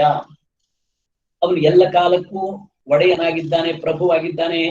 ಭೂತಕೃತ್, ಅವನು ಎಲ್ಲ ಜೀವಿಗಳನ್ನು ಮಾಡುವವನು, ಸೃಷ್ಟಿಸುವವನು. ಈ ಕೃತ್ ಧಾತುವಿಗೆ ನಿಮ್ಗೆಲ್ಲ ಭಜಗೋವಿಂದಂ ಗೊತ್ತಿದೆ. ಡುಕ್ರೀಕರಣೆ ಅಂತ ಭಜಗೋವಿಂದಂ ಮೂಢಮತೆ ಸಂಪ್ರಾಪ್ತೆ ಸಂಹಿತೆಕಾರೆ ನಹಿ ನೈರಕ್ಷತೆ ಡುಕ್ರೀಕರಣೆ. ಆ ಶಬ್ದ ಕೇಳಿದ್ದೀರಿ, ಡುಕ್ರೀಕರಣೆ ಅಂತ. ಆ ಡು ಕ್ರೀ ಅನ್ನುವುದು ಪಾಣಿನಿಯ ವ್ಯಾಕರಣದಲ್ಲಿ ಬರ್ತಕ್ಕಂಥ ಒಂದು ಸೂತ್ರ. ಅದೇನ ಅರ್ಥ ಅಂದ್ರೆ ಡು ಕ್ರೀ ಅಂದ್ರೆ ಮಾಡು ಅಂತ. ಅದಕ್ಕರ್ಥ ಡು, ಡುಕ್ರೈ ಅಂದ್ರೆ ಕರಣೆ, ಮಾಡು ಎಂಬ ಅರ್ಥದಲ್ಲಿ ಕರೋತಿ ಅಂತ ಅರ್ಥ. ಅಂದ್ರೆ ಕೃತ್ ಶಬ್ದಕ್ಕೆ ಕ್ರೀ ಧಾತುವಿಂದ ಬಂದದ್ದು. ಭೂತ ಕೃತ್, ಎಲ್ಲ ಜೀವಿಗಳನ್ನು ಮಾಡ್ತಾನೆ. ಭೂತ ಭೃತ್, ಇದರಲ್ಲಿ ಡು, ಅಲ್ಲಿ ಡು ಕ್ರೈ, ಇಲ್ಲಿ ಡು ಭ್ರೈ. ಭ್ರೈ ಅಂದ್ರೆ ಭರತೆ, ಡು ಭ್ರೈ ಅಂದ್ರೆ ಧಾರಣ ಪೋಷಣೆಯೋಹೋ, ಅದನ್ನ ಲೋಕವನ್ನ ಧಾರಣೆ ಮಾಡ್ತಾನೆ ಮತ್ತು ಪೋಷಣೆ ಮಾಡ್ತಾನೆ.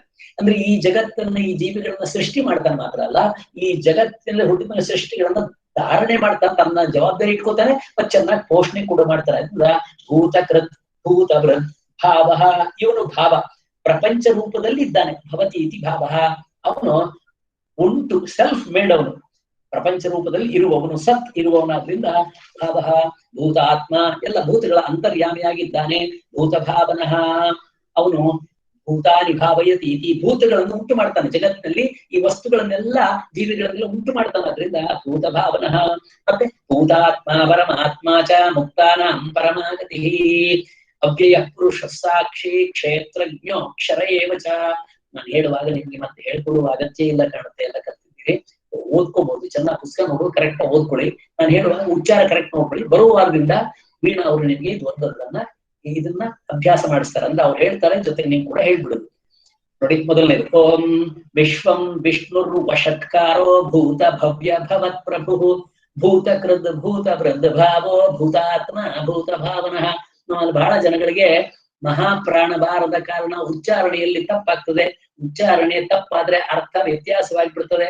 ನಮಗೆ ಅರ್ಥವೇ ಗೊತ್ತಿಲ್ಲ, ಅರ್ಥದ ಕಡೆಗೆ ಗಮನವೇ ಇಲ್ಲ. ಆದ್ರಿಂದ ಬಾಯಿ ಬಂದದ್ದು ಹೇಳಿ ನಾನು ಚೆನ್ನಾಗಿ ಹೇಳಿದ್ವಿ ಅಂತ ನೆಮ್ಮದಿಯಲ್ಲಿ ಹೋಗ್ತೇವೆ. ನಿಜ, ಆ ನೆಮ್ಮದಿಯ ಪುಣ್ಯ ಇದ್ದೇ ಇದೆ. ನಿಮ್ಗೆ ಹೇಳಿದ್ರೆ ಪುಣ್ಯ ಇದ್ದೇ ಇದೆ. ಆದ್ರೆ ಚೆನ್ನಾಗಿ ಹೇಳಿದ್ರೆ ಜಾಸ್ತಿ ಪುಣ್ಯ. ಅರ್ಥಪೂರ್ಣವಾಗಿ ಹೇಳ್ಬೇಕು ಅಂತಾದ್ರೆ ಮಹಾಪ್ರಾಣವನ್ನು ತಪ್ಪದೆ ಹೇಳ್ಬೇಕು. ಮಹಾಪ್ರಾಣವನ್ನು ತಪ್ಪದೆ ಹೇಳ್ಬೇಕು. ಏನ್ ಮಹಾಪ್ರಾಣ ಇದರಲ್ಲಿ? ಓಂ ವಿಶ್ವಂ ವಿಷ್ಣುರ್ ವಷಟ್ಕಾರೋ ಭೂತ ಭವ್ಯ ಭವತ್ ಪ್ರಭು ಎಲ್ಲ ಹೇಳಿ. ಭೂತ ಭವ್ಯ ಭವತ್ ಪ್ರಭು ಎಲ್ಲ ಮಹಾಪ್ರಾಣಗಳು. ಇಲ್ಲ ಅಂದ್ರೆ ಭೂತ ಭವ್ಯ ಭವತ್ ಪ್ರಭು ತಪ್ಪಾಗದವು. ಭೂತ ಕೃತ್ ಭೂತ ಭೃತ್ ಭಾವೋ ಭೂತ ಕೃತ್ ಭೂತ ಭೃತ್ ಭಾವೋ ಭೂತಾತ್ಮ ಭೂತ ಭಾವನಃ ಎಲ್ಲ ಮಹಾಪ್ರಾಣ. ಭೂತ ಕೃತ್ ಭೂತ ಭೃತ್ ಭಾವೋ ಭೂತಾತ್ಮ ಭೂತ ಭಾವನಃ. ನೀವೊಂದು ಚಾಲೆಂಜ್ ಕೊಟ್ಟು ನಿಮ್ಮ ಮನೇಲಿ ಯಾರೋ ಚಿಕ್ಕವರಿದ್ರೆ ಮಕ್ಕಳಿದ್ರೆ ಅವ್ರ ಸ್ಪಷ್ಟ ಹೇಳಿದ್ರೆ ನಿಮ್ಗೆ ಇಷ್ಟು ಕೊಡ್ತೇನೆ, ನಾನು ಪ್ರೈಸ್ ಕೊಡ್ತೇನೆ ಅಂತ ಹೇಳುವಾಗ ಮಹಾಪ್ರಾಣವನ್ನ ಕಂಪಲ್ಸರಿ ಆಗಿ ಉಚ್ಚಾರ ಮಾಡಿಸಿ ಅಭ್ಯಾಸ ಮಾಡಿಸಿ. ಇಲ್ಲಿದ್ರೆ ಭೂತ ಕೃತ್ ಭೂತ ಭೃದ್ಭಾವೋ ಭೂತಾತ್ಮ ಭೂತ ಭಾವ. ಈಗ ಭೂತಾತ್ಮ ಪರಮಾತ್ಮ ಚ ಅದಕ್ಕಿಂತ ಮುಂದೆ ಭೂತ ಭಾವನಃ ಅಂತ ಬರ್ತಲ್ಲ. ಆರಂಭದಲ್ಲಿ ಬಂದಿದ್ದೇನೋ ಭೂತ ಕೃದ್ಭೂತ ವೃದ್ಧಾವೋ ಭೂತಾತ್ಮ ಭೂತ ಭಾವನಃ ಅನ್ನುವಾಗ ಮಹಾಪ್ರಾಣ ಹೇಳದೆ ಇದ್ರೆ ಏನಾಗುತ್ತೆ? ಭೂತಾತ್ಮ ಭೂತ ಭಾವನಃ ಭೂತ ಭಾವನಃ. ತಮಾಷೆ ಮಾಡ್ತಿದ್ರು ನಮ್ಮಲ್ಲಿ. ಭೂತ ಭಾವನಃ ಹಾಗಂತ ಹೀಗೆ ಅಲ್ಪ ಪ್ರಾಣ ಹೇಳಿದ್ರೆ ಅದು ಭಾವನ ಭೂತ. ಭಾವ ಗೊತ್ತಲ್ಲ, ಮನೇಲಿ ಭಾವ ಅಂತ ಇರ್ತಾರಲ್ಲ ನೆಂಟರಲ್ಲಿ ನಮ್ಮಲ್ಲಿ. ಭಾವ, ಆ ಭಾವನ ಭೂತ ಬಂದು ನೀವು ಹಿಡಿತದೆ ಅಂತ ತಮಾಷೆ ಮಾಡ್ತಾ ಇದ್ರು. ಅಲ್ಪ ಪ್ರಾಣ ಹೇಳಿದ್ರೆ ಹೀಗಾಗತ್ತಾದ್ರಿಂದ ಮಹಾಪ್ರಾಣವನ್ನ ಸರಿಯಾಗಿ ಹೇಳ್ಬೇಕು. ಭೂತಾತ್ಮ ಪರಮಾತ್ಮ ಚ ಮುಕ್ತಾನಾಂ ಪರಮಾಗತಿ ಅವ್ಯಯ ಪುರುಷ ಸಾಕ್ಷಿ ಕ್ಷೇತ್ರಜ್ಞೋ ಅಕ್ಷರ ಏವ ಚ. ನಾವು ಓದು ಅಭ್ಯಾಸ ಮಾಡ್ತೀರಿ ಅಂತ ಹೇಳ್ಕೊಡ್ತಾ ನಾನು ಹೇಳ್ತೇನೆ. ಭೂತಾತ್ಮ ಅವನು ಮಹಾವಿಷ್ಣು ಬಹಳ ಪವಿತ್ರವಾದ ಆತ್ಮ. ಅವನು ಬಹಳ ಪವಿತ್ರನಾದವನು. ಪರಮಾತ್ಮ ಅವನು ಪರಮ ಶ್ರೇಷ್ಠವಾದ ಆತ್ಮನು. ಮುಕ್ತಾನಾಂ ಪರಮಾಗತಿ ಮುಕ್ತರೆಲ್ಲರೂ ಕೂಡ ಕಡೆಯಲ್ಲಿ ಹೋಗಿ ಮುಟ್ಟಬೇಕಾದ ಜಾಗ ಅವನೇ. ಪರಮಾಗತಿ ಅವ್ಯಯ ನಾಶವಿಲ್ಲದವನು. ಪುರುಷ ಅಂದ್ರೆ ಏನರ್ಥ? ಇದನ್ನ ನಾವು ತಿಳ್ಕೊಂಡಿದ್ದೇವೆ. ಪುರುಷ ಅಂದ್ರೆ ಪುರೀಶೇತೆ. ಪುರ ಅಂದ್ರೆ ದೇಹ, ದೇಹದಲ್ಲಿ ಇರುವವನು, ದೇಹದಲ್ಲಿ ಯಾವಾಗ್ಲೂ ಇರುವವನು. ಅವನು ಹೋದ ಅಂದ್ರೆ ನನ್ನ ದೇಹ ಶವ ಆಗತ್ತೆ. ಅವನು ಹೋದ ಅಂದ್ರೆ ನಾನು ಶವ ಆಗ್ತೇನೆ. ಆದ್ರಿಂದ ಎಲ್ಲರ ದೇಹದಲ್ಲಿದ್ದಾನೆ. ನವದ್ವಾರ ಪುರೇ ದೇಹೇ. ಈ ನವದ್ವಾರಗಳ ಪುರ ಅಂತಕ್ಕಂಥ ಈ ದೇಹದಲ್ಲಿ ವ್ಯಾಪ್ತನಾಗಿರ್ತಕ್ಕಂಥ ಪುರಿ ಶೇತೆ ಅಂತಹ ವಿಷ್ಣುವನ್ನ ಪುರುಷ ಅಂತ, ಅವನೇ ನಿಜವಾದ ಪುರುಷ. ನಮ್ಮ ಒಳಗಿರ್ತಕ್ಕಂಥ ಪುರುಷ ಅಂದ್ರೆ ಆ ಪರಮಾತ್ಮನೇ. ಅವನಿಗೆ ಪುರುಷ ಅಂತ ಹೆಸರು. ಸಾಕ್ಷಿ ಒಳಗಿದ್ದೇನ್ ಮಾಡ್ತಾನೆ? ನೋಡ್ತಾ ಇರ್ತಾನೆ. ಅವನಿಗೆ ಯಾವುದು ಅಡೆತಡೆ ಇಲ್ಲದೆ ಎಲ್ಲವನ್ನೇ ಚೆನ್ನಾಗಿ ನೋಡಬಲ್ಲಂತಹ ಕ್ಷೇತ್ರಜ್ಞ. ಇನ್ನ ನನ್ನ ದೇಹ ಎಂಬತಕ್ಕಂಥ ಕ್ಷೇತ್ರದ ಒಡೆಯ ಅವನು. ಕ್ಷೇತ್ರಜ್ಞ ಅಂದ್ರೆ ಈ ಜಗತ್ತೆಂಬ ಕ್ಷೇತ್ರಕ್ಕೆ ಒಡೆಯನಾಗಿದ್ದಾನೆ. ನನ್ನ ದೇಹವೆಂಬ ಕ್ಷೇತ್ರಕ್ಕೆ ಕೂಡ ಅವನೇ ದಣಿಯಾಗಿದ್ದಾನೆ. ಅಕ್ಷರ ಅವನಿಗೆ ಕ್ಷರವಿಲ್ಲ, ನಾಶವಿಲ್ಲ. ಯೋಗ ಅವನು ಯೋಗಜ್ಞನಾಗಿದ್ದಾನೆ, ಯೋಗವನ್ನ ಅರಿತುಕೊಂಡವನಾಗಿದ್ದಾನೆ. ಅಂದ್ರೆ ಯೋಗ ಅವನೇ ಯೋಗನಾಗಿದ್ದಾನೆ. ಕ್ಷೇತ್ರಜ್ಞ ಪರಮಾತ್ಮ ಇಬ್ಬರನ್ನು ಏಕೀಭಾವನೆ ಮಾಡತಕ್ಕಂಥ ಯೋಗವೇ ಅವನಾಗಿದ್ದಾನೆ.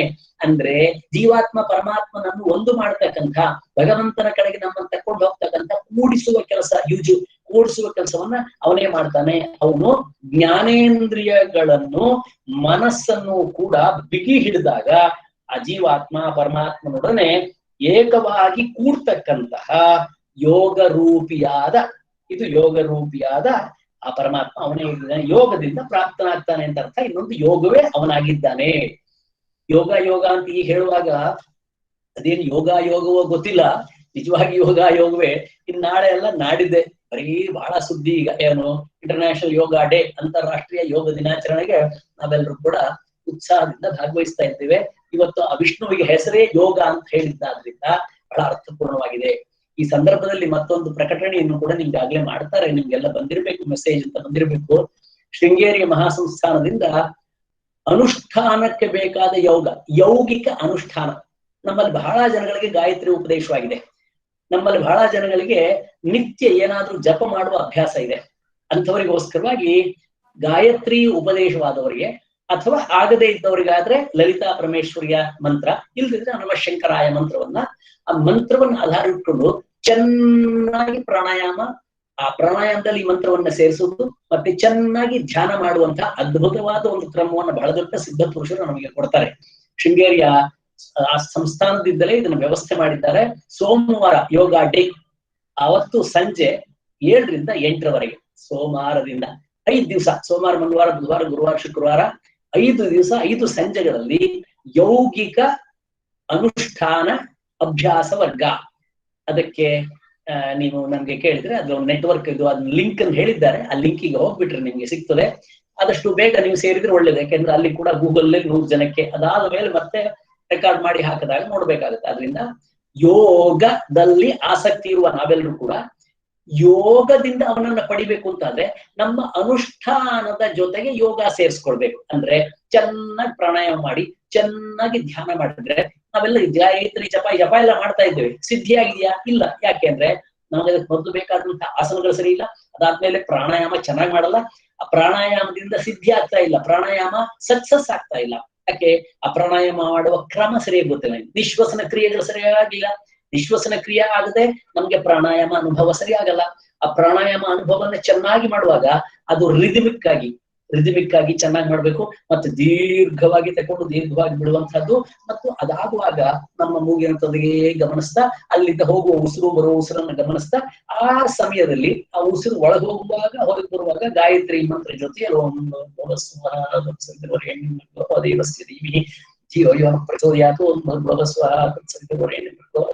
ಈ ರೀತಿಯಲ್ಲಿ ಬಹಳ ಸುಂದರವಾಗಿ ಆ ಮಂತ್ರವನ್ನು ಜೊತೆಗೆ ಹಾಕಿ ನಮ್ಗೆ ಬಹಳ ಚೆನ್ನಾಗಿ ಕಲಿಸ್ತಾ ಇದ್ದಾರೆ. 86 ವರ್ಷಗಳ ಯುವಕ ಒಬ್ರು, ಶಂಕರನಾರಾಯಣ ಶಾಸ್ತ್ರಿ ಅಂತ, ಅವರು ಶೃಂಗೇರಿಯ ಜಗದ್ಗುರುಗಳಿಂದ ವಿಶೇಷ ಅನುಗ್ರಹಿತರಾಗಿ ಅವರು ಡಿಸೈನ್ ಮಾಡಿದಂತಹ ಯೌಗಿಕ ಗಾಯತ್ರಿ ಲಲಿತಾ ಪರಮೇಶ್ವರಿ ಉಪಾಸನೆಯ ಅಭ್ಯಾಸ ವರ್ಗವನ್ನು 5 ದಿವಸ ಮಾಡ್ತಾರೆ. ನೀವೆಲ್ಲ ಅದಕ್ಕೆ ಬಂದು ಸೇರ್ಕೊಳ್ಳಿ. ಈ ಯೋಗ ಅಂತ ಬಂತ ಅದರಿಂದ ಹೇಳ್ತಾ ಇದ್ದೇನೆ. ಯೋಗ ವಿಧಾಂ ನೇತ, ಯೋಗ ತಿಳಿದಂತ ಎಲ್ಲಾ ಭಕ್ತರ ಯೋಗಕ್ಷೇಮವನ್ನು ನೋಡ್ಕೊಳ್ತಾನಾದ್ರಿಂದ ದೇಶಾಂ ನಿತ್ಯಾಭಿಯುಕ್ತಾನಾಂ ಯೋಗಕ್ಷೇಮಂ ವಹಾಮ್ಯಹಂ ಅಂತ ಹೇಳ್ತಾರಲ್ಲ, ಹಾಗೆ ಯೋಗ ವಿದರ ನೇತ, ಅವನು ಪ್ರಧಾನ ಪುರುಷೇಶ್ವರ. ಮುಂದಿನ ಶ್ಲೋಕದಲ್ಲಿ ನೋಡಿ, ಯೋಗ ವಿಧಾಂ ನೇತ ಪ್ರಧಾನ ಪುರುಷೇಶ್ವರ ನಾರಸಿಂಹ ವಪು ಶ್ರೀಮಾನ್ ಕೇಶವ ಪುರುಷೋತ್ತಮ. ಉಚ್ಚಾರ ಮಾಡುವಾಗ ಕೇಶವ ಪುರುಷೋತ್ತಮ ಅಂತ ಬಿಡಿಸಿದಾಗ, ಸಂಧಿ ಆದಾಗ ಕೇಶವ ಪುರುಷೋತ್ತಮ ಅಂತ ಉಚ್ಚಾರ ಮಾಡ್ಬೇಕು. ಅವನು ಯೋಗ ಸ್ವರೂಪಿಯಾಗಿದ್ದಾನೆ. ಯೋಗ ವಿಧಾಂ ನೇತ, ಯೋಗ ಕಲಿತವರ ಯೋಗಕ್ಷೇಮ ನೋಡ್ತಕ್ಕಂಥ ನಾಯಕನಾಗಿದ್ದಾನೆ. ಅವನು ಪ್ರಧಾನ ಪುರುಷೇಶ್ವರನಾಗಿದ್ದಾನೆ. ಪ್ರಕೃತಿ ಮತ್ತು ಪುರುಷ ಇವೆರಡಕ್ಕೂ ಒಡೆಯನೇ ಅವನಾಗಿದ್ದಾನೆ. ನಾರಸಿಂಹವು ಅವನೊಂದ್ಸಾರಿ ಅಗತ್ಯ ಬಂತಂತ ಹೇಳಿ ನರ ಮತ್ತು ಸಿಂಹದ ಶರೀರದಿಂದ ಬಂದವನು. ಶ್ರೀಮಾನ್ ಯಸ್ಯ ವಕ್ಷಸಿ ನಿತ್ಯಂ ವಸತಿ ಶ್ರೀಹಿ, ಯಾರ ಎದೆಯಲ್ಲಿ ಸದಾಕಾಲ ಮಹಾಲಕ್ಷ್ಮಿ ಇದ್ದಾಳೋ ಅಂತಹ ಶ್ರೀಮಂತನು ಅವನು. ಕೇಶವ ಅನ್ನುವ ಶಬ್ದ ನಾವು ತುಂಬಾ ಕೇಳಿದ್ದೇವೆ. ಏನು ಕೇಶವ ಅಂದ್ರೆ ತಿಳ್ಕೊಬೇಕನ್ನ. ಕೇಶವ ಎಂಬ ಶಬ್ದದಲ್ಲಿ 3 ಪಾರ್ಟ್ ಇದೆ. ಒಂದು ಕ ಅರ್ಧಾಕ್ಷರ ಕ ಪ್ಲಸ್ ಅ ಸೇರಿದ್ರೆ ಕ ಪ್ಲಸ್ ಅ ಕ ಪ್ಲಸ್ ಇ ಕಿ. ಹಾಗಾದ್ರಿಂದ ಕ ಪ್ಲಸ್ ಅ ಕ ಪ್ಲಸ್ ಈಶಾ, ಕ ಪ್ಲಸ್ ಈಶಾ ಕೇಶ. ಗುಣಸಂಧಿ ಗೊತ್ತಿದೆ, ಅ ಇ ಎ. ಕ ಪ್ಲಸ್ ಅ ಪ್ಲಸ್ ಈಶಾ 3 ಶಬ್ದ ಇದೆ. ಕ ಅಂದ್ರೆ ಬ್ರಹ್ಮ, ಆ ಅಂದ್ರೆ ವಿಷ್ಣು, ಈಶಾ ಅಂದ್ರೆ ಈಶ್ವರ ಅಂದ್ರೆ ಶಿವ. ಬ್ರಹ್ಮ ವಿಷ್ಣು ಮಹೇಶ್ವರ ಈ 3 ವಿಭೂತಿಗಳೇ ಕೇಶಗಳು ಅಂತ. ಆ 3 ಕೇಶಗಳ ಮೂಲಕ ಜಗತ್ತನ್ನು ವ್ಯಾಪಿಸಿದ್ದಾನೆ. ತೇ ಯದ್ವಶೇ ವರ್ತತೆ ಸ ಕೇಶವ ಅಂದ್ರೆ ಸೃಷ್ಟಿ ಮಾಡಿ ಸ್ಥಿತಿ ಮಾಡಿ ಲಯವನ್ನು ಮಾಡ್ತಕ್ಕಂಥ ಕೇಶವನು ಇವನೇ ಆಗಿದ್ದಾನೆ, ಇವನೇ ಕೇಶವನಾಗಿದ್ದಾನೆ. ಇನ್ನೊಂದು ಕೇಶಿ ಎಂಬತಕ್ಕಂಥ ಒಬ್ಬ ರಾಕ್ಷಸನನ್ನ ಅವನು ಕೊಂದಾದ್ರಿಂದ ಕೇಶವ ಕೇಶವದಾತ್ಮ ಅಂತ ಬರ್ತದೆ. ಕೇಶವ. ಆಮೇಲೆ ಪುರುಷೋತ್ತಮ, ಅವನೇ ಪುರುಷೋತ್ತಮನಾಗಿದ್ದಾನೆ, ಅವನೇ ಶ್ರೇಷ್ಠ ಪುರುಷನಾಗಿದ್ದಾನೆ. ಸರ್ವ, ಅವನೇ ಸರ್ವವಾಗಿದ್ದಾನೆ, ಅವನೇ ಸರ್ವ ಅಂದ್ರೆ ಅಸತ್ ಅಸತ್ಗಳ ಉದಯ ಸ್ಥಿತಿ ನಾಶವಾಗಿದ್ದಾನೆ. ಶರ್ವ ಸರ್ವ ಶರ್ವ ಶಿವಸ್ಥಾಣು ಭೂತಾಧಿರ್ನಿಧಿರವ್ಯಯ ಸಂಭವೋ ಭಾವನೋ ಭರ್ತ ಪ್ರಭವ ಪ್ರಭುರೀಶ್ವರ. ಶಬ್ದಗಳು ನೋಡ್ತಾ ಬನ್ನಿ. ಸರ್ವ, ಅವನು ಸರ್ವರೂಪಿಯಾಗಿದ್ದಾನೆ. ಸರ್ವ ಅಂದ್ರೆ ಎಲ್ಲ ಉದಯ ಸ್ಥಿತಿ ನಾಶದ ಸ್ಥಿತಿ ಆಗಿದ್ದಾನೆ. ಶರ್ವ, ಪ್ರಳಯ ಕಾಲದಲ್ಲಿ ಸಂಹಾರಕನು ಇವನಾಗಿದ್ದಾನೆ. ಶಿವ ಆಗಿದ್ದಾನೆ, ಮಂಗಳಕರನಾಗಿದ್ದಾನೆ. ಸ್ಥಾಣು, ಸ್ಥಿರವಾಗಿರುವವನಾಗಿದ್ದಾನೆ. ಭೂತಾದಿಹಿ, ಭೂತಗಳೆಲ್ಲದರ ಆದಿ, ಪಂಚಭೂತಗಳಲ್ಲಿಯೂ ಮೊದಲನೇನೇ ಅವನು ಮತ್ತು ಎಲ್ಲ ಭೂತಗಳು ಇವನಿಂದಲೇ ಶುರುವಾಗುವು. ನಿಧಿರವ್ಯಯ, ಎಲ್ಲ ಸಂಪತ್ತುಗಳು ಇವನಲ್ಲೇ ಹುದುಗಿವೆ ಆದ್ರಿಂದ, ಎಲ್ಲ ಸಂಪತ್ತುಗಳು ಇವನೆಲ್ಲ ಹುದುಗಿವೆ ಆಗಿದ್ದ, ಇವನಲ್ಲೇ ಹುದುಗಿವೆ ಆಗಿದ್ದ ಸಂಪತ್ತುಗಳೇ ಇವನಲ್ಲಿ ಹುದುಗಿವೆ ಆದ್ರಿಂದ ನಾಶವಾಗದ ಸಂಪತ್ತು ಇವನಾಗಿದ್ದಾನೆ. ನಿಧಿರವ್ಯಯ ನಿಧಿರವ್ಯಯ. ಆಮೇಲೆ ಸಂಭವ, ಇವನೇ ಸಂಭವ. ಸಂಭವ ಅಂದ್ರೆ ತನ್ನ ಇಚ್ಛೆಯಂತೆ ಪ್ರಕಟವಾಗುವ, ಹುಟ್ಟಿ ಬಂದವ. ಧರ್ಮ ಸಂಸ್ಥಾಪನ ಅರ್ಥಾಯ ಸಂಭವಾನಿ, ಸಂಭವ ತಾನಾಗೆ ತನ್ನ ಇಚ್ಛೆಯಿಂದ ತಾನೇ ಹುಟ್ಟಿ ಬಂದಿದ್ದಾನೆ. ಭಾವನಃ, ಭಾವನಃ ಜೀವಿಗಳಿಗೆ ಅವರ ಕರ್ಮ ಫಲವನ್ನ ಉಂಟು ಮಾಡ್ತಕ್ಕಂಥವನು. ಭರ್ತ, ಅವನು ಪ್ರಪಂಚದ ಅಧಿಷ್ಠಾನಾಗಿದ್ದಾನೆ. ಭರಣಾತ್ ಭರ್ತ, ಭರ್ತ ಅಂದ್ರೆ ಗಂಡ ಅಂತ ಅರ್ಥ. ಈ ಲೋಕಕ್ಕೆ ನಿಜವಾದ ಗಂಡ ಮಹಾವಿಷ್ಣು ಆದ್ರಿಂದ ಈ ಲೋಕದ ಒಡೆಯ ಭರ್ತ. ಪ್ರಭವ ಪ್ರಭುರೀಶ್ವರ, ಈ ಪಂಚಭೂತಗಳನ್ನು ಹುಟ್ಟಿಸಿದವನು. ಪ್ರಕೃಷ್ಟ ಭವ, ಮತ್ತು ಪ್ರಭು ಹೆಚ್ಚಿನ ಸಾಮರ್ಥ್ಯವಿದೆ ಅವನಿಗೆ, ಆದ್ರಿಂದ ಪ್ರಭಾವಿಯಾಗಿದ್ದಾನೆ. ಪ್ರಭಾವಿಯಾಗಿದ್ದಾನೆ. ಆಮೇಲೆ ಪ್ರಭು ಹೆಚ್ಚಿನ ಸಾಮರ್ಥ್ಯವಿದೆ ಅವನಿಗೆ, ಪ್ರಭಾವಿಯಾದರೆ. ಈಶ್ವರ, ಅವನು ಸರ್ವೇಶ್ವರನಾಗಿದ್ದಾನೆ. ಪ್ರಭವ ಪ್ರಭುರೀಶ್ವರ. ಸ್ವಯಂಭೂ ಶಂಭುರಾದಿತ್ಯ ಪುಷ್ಕರಾಕ್ಷೋ ಮಹಾಸ್ವನಃ ಅನಾದಿ ನಿಧನೋ ಧಾತ ವಿಧಾತ ಧಾತುರುತ್ತಮ. ಸ್ವಯಂಭೂ, ಸ್ವತಃ ಹುಟ್ಟಿದವನು, ಅವನು ತಾನಾಗಿ ಇಷ್ಟಪಟ್ಟು ಸ್ವಯಮೇವ ಭವತಿ. ಶಂಭು, ಭಕ್ತರಿಗೆ ಸುಖ ಕೊಡುವವನಾದ್ರಿಂದ ಅವನಿಗೆ ಶಂಭು ಹೆಸರು. ಶಂ ಅಂದ್ರೆ ಸುಖಂ ಕರೋತಿ, ಸುಖಂ ಭಕ್ತಾನಾಂ ಭವ್ಯತಿ. ಆದಿತ್ಯ, ಸ್ವಯಂಭೂ ಶಂಭು ಆದಿತ್ಯ. ಏಕಮೇವ ಆದಿಶೇಷೋ ಜಲಾಪಂ. ಆದಿತ್ಯ, ಆದಿತ್ಯಾನಾಂ ಅಹಂ ವಿಷ್ಣು ಅಂತ ಹೇಳ್ತಾನೆ. ಈ ದ್ವಾದಶ ಆದಿತ್ಯರಲ್ಲಿ ಇವನು ಆದಿತ್ಯನಾಗಿದ್ದಾನೆ, ಆದಿತ್ಯ ರೂಪಿಯಾಗಿದ್ದಾನೆ. ಪುಷ್ಕರಾಕ್ಷ, ಒಳ್ಳೆ ಕಾಮಲದ ಕಣ್ಣುಗಳುಳ್ಳವನಾಗಿದ್ದಾನೆ. ಮಹಾಸ್ವನಃ, ಮಹಾಸ್ವನ ಅಂದ್ರೆ ವೇದ, ವೇದ ಸ್ವರೂಪದ ದೊಡ್ಡ ಸ್ವರವೇ ಇವನಾಗಿದ್ದಾನೆ. ದೊಡ್ಡ ಸ್ವರ ಇದೆ ಇವನಿಗೆ, ವೇದ ರೂಪದ ದೊಡ್ಡ ಸ್ವರ ರೂಪದಲ್ಲಿದ್ದಾನೆ. ಅನಾದಿ ನಿಧನೋ ಧಾತ ವಿಧಾತ ಧಾತುರುತ್ತಮ. ಅನಾದಿ ನಿಧನ, ಆದಿ ಇಲ್ಲ ಇವನಿಗೆ ಮತ್ತು ನಿಧನ ಇಲ್ಲ. ಆದಿ ಮತ್ತು ವಿನಾಶ ಎರಡೂ ಇಲ್ಲದವನು ಇವನಾಗಿದ್ದಾನೆ. ಧಾತ, ವಿಶ್ವವನ್ನು ಧರಿಸಿಕೊಂಡವನು ಇವನಾಗಿದ್ದಾನಾದ್ರಿಂದ ಅನಾದಿ ನಿಧನ. ಅವನಿಗೆ ಆದಿ ಇಲ್ಲ ಅಂತ್ಯ ಇಲ್ಲ ಆಗಿದ್ದಾನೆ. ಧಾತ, ವಿಶ್ವವನ್ನ ಧರಿಸಿಕೊಂಡಿದ್ದಾನಾದ್ರಿಂದ ಧಾತ. ವಿಧಾತ, ವಿಧಾತೃ ಅಂದ್ರೆ ಕರ್ಮವನ್ನು ಉಂಟು ಮಾಡ್ತಾನೆ, ಕರ್ಮಕ್ಕೆ ಫಲವನ್ನು ಉಂಟು ಮಾಡಿಬಿಡ್ತಾನೆ. ಕರ್ಮವನ್ನು ಉಂಟು ಮಾಡ್ತಾನೆ, ಕರ್ಮಕ್ಕೆ ಫಲವನ್ನು ಉಂಟು ಮಾಡಿಬಿಡ್ತಾನೆ. ಕರ್ಮವನ್ನು ಉಂಟು ಮಾಡ್ತಾನೆ, ಕರ್ಮಕ್ಕೆ ಫಲವನ್ನು ಕೂಡ ಉಂಟು ಮಾಡ್ತಾನೆ. ಆದ್ರಿಂದ ಸ್ವಲ್ಪ ಇಲ್ಲಿ ಆಚೀಚೆ ಮನೆ ನಾಯಿ ಶಬ್ದ ತುಂಬಾ ವಿಪರೀತ ಆಗ್ತಾ ಇದೆ. ಮಾತಾಡಿ ಕೇಳಿದೆ, ಇವೆಲ್ಲ ಆಚೀಚೆ ತೊಂದರೆಗಳಿಗೆಲ್ಲ ಅದು ಉಪದ್ರ ಆಗುತ್ತೆ ಅಂತ ಹೇಳಿ ಕಿಟಕಿ ಬಾಗ್ಲ. ವಿಧಾತ ಧಾತುರುತ್ತಮ. ವಿಧಾತ ಅಂದ್ರೆ ವಿಧಾತೃ ಅಂದ್ರೆ ಕರ್ಮವನ್ನು ಉಂಟು ಮಾಡ್ತಾನೆ, ಅದರ ಫಲವನ್ನು ಕೊಡ್ತಾನೆ. ಧಾತುರುತ್ತಮ, ಧಾತುರುತ್ತಮ. ಈ ಕಾರ್ಯ ಕಾರಣ ರೂಪದ ಈ ಪ್ರಪಂಚವನ್ನ ಧರಿಸಿದ್ದಾನಾದ್ರಿಂದ ಅವನು ಸರ್ವಶ್ರೇಷ್ಠನು. ಅಪ್ರಮೇಯ ಶ್ರೀಕೇಶ ಪದ್ಮನಾಭೋಮರ ಪ್ರಭು. ವಿಶ್ವಕರ್ಮ ನಮಸ್ಪಷ್ಟ ಸ್ತವಿಷ್ಠ ಸ್ಥವಿರೋ ಧ್ರುವ. ಅಪ್ರಮೇಯನು. ನೋಡಿ, ಇಲ್ಲೊಂದು ಸಣ್ಣ ಒಂದೊಂದು ಬಂದಾಗಿಂತ ಬಂದಾಗ ಸ್ವಲ್ಪ ವಿವರ ಕೊಡ್ಬೇಕಾದ್ರೆ, ಪ್ರಮೇಯ ಅಂತ ಹೇಳಿದ್ರೆ ಪ್ರಮಾಣ, ಪ್ರಮೇಯ. ಏನು ಪ್ರಮಾಣ? ಏನು ಪ್ರಮಾಣ? ಏನು ಪ್ರಮಾಣ? ಅಲ್ಲಿ ಬೆಂಕಿ ಇದೆ, ಏನು ಪ್ರಮಾಣ? ನನ್ ಕಣ್ಣಿಗೆ ಕಾಣ್ತಾ ಇದೆ, ಕೈ ಮುಟ್ಟಿದ್ರೆ ಸುಡ್ತದೆ, ಅಲ್ಲಿ ಬೆಂಕಿ ಇದೆ ಅನ್ನುವಾಗ ಅದು ಪ್ರಮಾಣ. ಏನ್ ಪ್ರಮಾಣ? ಅದಕ್ಕೆ ಪ್ರತ್ಯಕ್ಷ ಪ್ರಮಾಣ ಅಂತ ಹೇಳ್ತಾರೆ. ಪ್ರತ್ಯಕ್ಷ ಪ್ರಮಾಣ ಕಾಣ್ತಾ ಇದೆ, ಪ್ರತ್ಯಕ್ಷ ಪ್ರಮಾಣ. ಈ ಪ್ರಮಾಣಗಳನ್ನು ತರ್ಕಶಾಸ್ತ್ರದಲ್ಲಿ ಬಹಳ ಚೆನ್ನಾಗಿ ಹೇಳ್ತಾರೆ ಕೇಳಿ. ಎರಡನೇದು ಒಂದು ಪ್ರತ್ಯಕ್ಷ ಪ್ರಮಾಣ, ಕಣ್ಣಿಗೆ ಕಾಣ್ತದೆ ನನಗೆ, ಅದು ಕಣ್ಣಿಗೆ ಕಾಣುವುದು ಅನುಭವಕ್ಕೆ ಬರ್ತದೆ, ಪಂಚೇಂದ್ರಿಯಗಳ ಅನುಭವಕ್ಕೆ ಬರ್ತಕ್ಕಂಥದ್ದು ಪ್ರತ್ಯಕ್ಷ ಪ್ರಮಾಣ. ಆದ್ರೆ ಇನ್ನು ಕಾಣುವುದಿಲ್ಲ, ಬೆಂಕಿ ಕಾಣುವುದಿಲ್ಲ, ಆದ್ರೆ ಹೊಗೆ ಕಾಣ್ತಾ ಇದೆ. ಗುಡ್ಡದ ಹಿಂದೆ ಬೆಂಕಿ ಇದೆ, ಆದ್ರೆ ಬೆಂಕಿ ಕಾಣ್ತಾ ಇಲ್ಲ, ಹೊಗೆ ಮಾತ್ರ ಕಾಣ್ತಾ ಇದೆ. ಹೊಗೆ ಇರುವ ಕಾರಣದಿಂದ ತರ್ಕದಲ್ಲಿ ಯತ್ರ ಯತ್ರ ಧೂಮ ತತ್ರ ತತ್ರ ವನ್ಹಿ, ಎಲ್ಲೆಲ್ಲಿ ಹೊಗೆ ಇದೆಯೋ ಅಲ್ಲಲ್ಲಿ ಬೆಂಕಿ ಇರಬೇಕು ಅನ್ನುವ ತರ್ಕಶಾಸ್ತ್ರವನ್ನು ಇಟ್ಕೊಂಡು, ಆದ್ರಿಂದ ಬೆಂಕಿ ಕಾಣದೇ ಇದ್ರು ಕೂಡ ಇದು ಇದು ನನಗೆ ಅನುಭವಕ್ಕೆ ಬರ್ತದೆ. ಇದಕ್ಕೆ ಸಂಸ್ಕೃತ ಶಬ್ದ ಅನುಮಿತಿ ಅಂತ, ಇದು ಅನುಮಿತಿ ಅಂತ. ಅನುಮಿತಿಕರಣಂ ಅನುಮಾನಂ, ಇದು ಅನುಮಾನ. ಕನ್ನಡದ ಅನುಮಾನ ಅಲ್ಲ ಇದು, ಅನುಮಾನ ಸಂಸ್ಕೃತ ಅನುಮಾನ ಅಂದ್ರೆ ಇಂಗ್ಲಿಷ್ ಅಲ್ಲಿ ಇನ್ಫರೆನ್ಸ್ ಅಂತ. I infer though I don't see, I infer that there is fact.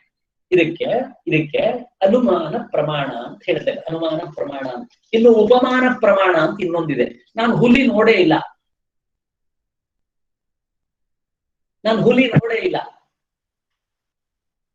ಆದ್ರೆ ಹುಲಿನ ಹೇಳ್ಬೇಕು. ಹುಲಿಯಿಂದ ಹೇಗಿರುತ್ತೆ ಗೊತ್ತಾ?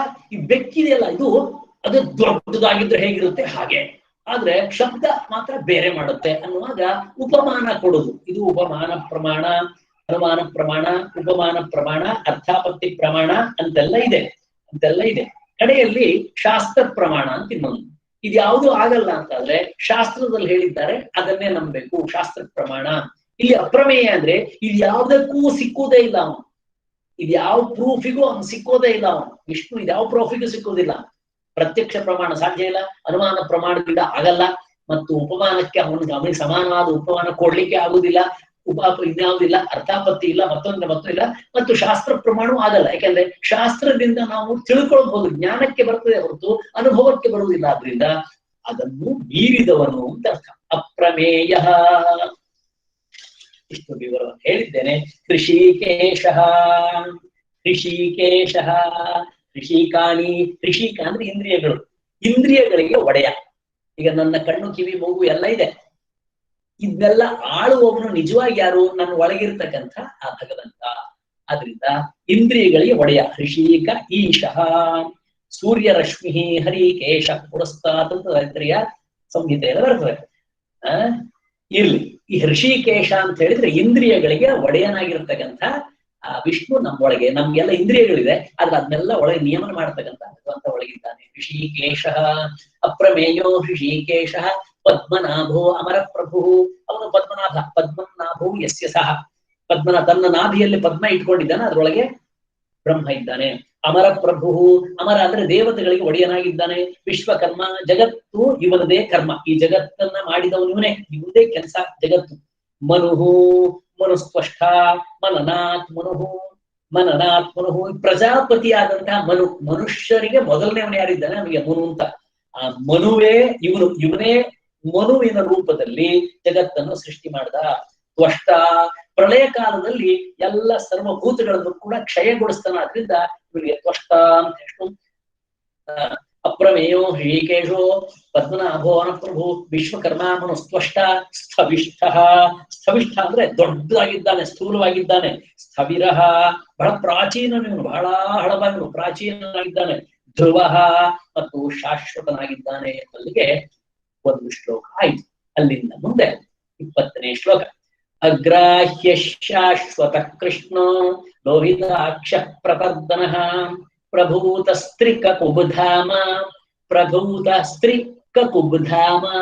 ಪವಿತ್ರಂ ಮಂಗಲಂ ಪರಂ. ಅಗ್ರಾಹ್ಯ ಶಾಶ್ವತಃ ಕೃಷ್ಣಃ ಲೋಹಿತಾಕ್ಷ ಪ್ರಪರ್ದನಃ ಪ್ರಭೂತ ಸ್ತ್ರೀಕಕುಬ್ಧಾಮ ಪವಿತ್ರಂ ಮಂಗಲಂ ಪರಂ. ಅಗ್ರಾಹ್ಯನಾಗಿದ್ದಾನೆ ಇವನನ್ನು ಹಿಡಿಲಿಕ್ಕಾಗುವುದಿಲ್ಲ, ಕರ್ಮೇಂದ್ರಿಯಗಳಿಂದ ಹಿಡಿಲಿಕ್ಕಾಗುವುದಿಲ್ಲ ಇವನನ್ನ. ಶಾಶ್ವತನಾಗಿದ್ದಾನೆ ಇವನು, ಶಾಶ್ವತಂ ಶಿವಮಚ್ಯುತಂ. ಮತ್ತು ಕೃಷ್ಣ ಕರ್ಷತೀತಿ ಆಕರ್ಷ್ಯತೀತಿ, ಕೃಷ್ಣ ಎಂಬುದಾಗಿದ್ದಾನೆ. ಲೋಹಿತಾಕ್ಷ, ಕೆಂಗಣ್ಣು, ಸೂರ್ಯ ಸದೃಶವಾದಂತಹ ಕೆಂಗಣ್ಣು, ಸೂರ್ಯ ಕೆಂಪಗಿರ್ತಾನೆ, ಆ ಥರದ ಲೋಹಿತಾಕ್ಷನಾಗಿದ್ದಾನೆ.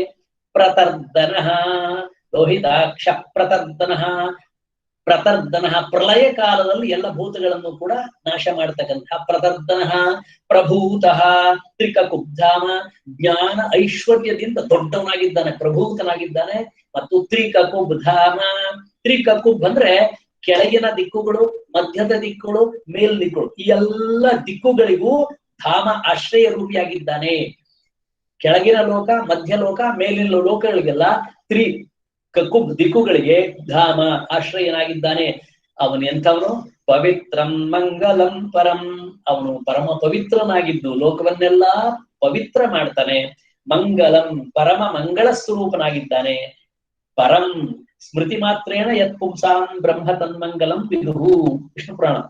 ಪರಂ ಶ್ರೇಷ್ಠನಾಗಿದ್ದಾನೆ. ಅವನು ಶ್ರೇಷ್ಠನು, ಪರಮ ಪವಿತ್ರನು ಮತ್ತು ಮಂಗಳಕರನೂ ಆಗಿದ್ದಾನೆ. ಪವಿತ್ರಂ ಮಂಗಲಂ ಪರಂ ಎಂಬಲ್ಲಿಗೆ 20 ಶ್ಲೋಕ ಆಯ್ತು. ಅಲ್ಲಿಂದ ಮುಂದಿನ ಅರ್ಥವನ್ನು ಈಗ ನಾವು ನೋಡ್ತಾ ಹೋಗೋಣ. ಬಹಳ ಸರಳವಾಗಿ ಅರ್ಥದ ಸಾಮಾನ್ಯ ಅರ್ಥದ ವಿವರವನ್ನ ನಿಮಗೆ ಕೊಡ್ಲಿಕ್ಕೆ ನಾನು ಶುರು ಮಾಡ್ತೀನಿ. 21ನೇ ಶ್ಲೋಕ. ಈಶಾನ ಪ್ರಾಣದ ಪ್ರಾಣೋ ಜ್ಯೇಷ್ಠ ಶ್ರೇಷ್ಠ ಪ್ರಜಾಪತಿ ಹಿರಣ್ಯ ಗರ್ಭೋ ಭೂಗರ್ಭೋ ಮಾಧವೋ ಮಧುಸೂದನ. ಇಲ್ಲೂ ಕೂಡ ಮಹಾಪ್ರಾಣಗಳು. ಈಶಾನ ಪ್ರಾಣದ ಪ್ರಾಣೋ ಜ್ಯೇಷ್ಠ ಶ್ರೇಷ್ಠ ಪ್ರಜಾಪತಿ ಹಿರಣ್ಯ ಗರ್ಭೋ ಭೂ ಗರ್ಭೋ ಮಾಧವೋ ಮಧುಸೂದನ. ಮಧುಸೂದನ, ಮಧು ಅಂತ ಒಬ್ಬ ರಾಕ್ಷಸ ಇದ್ದ, ಮಧುಕೈಟಭ ಅಂತ ಕೇಳಿದ್ದೀರಿ. ಅವನನ್ನ ಕೊಂದವನಾದ್ರಿಂದ ಮಧುಸೂದಯತಿ, ಮಧುಸೂದನ ಅಂತ ನಿಮಗೆ ಹೆಸರು.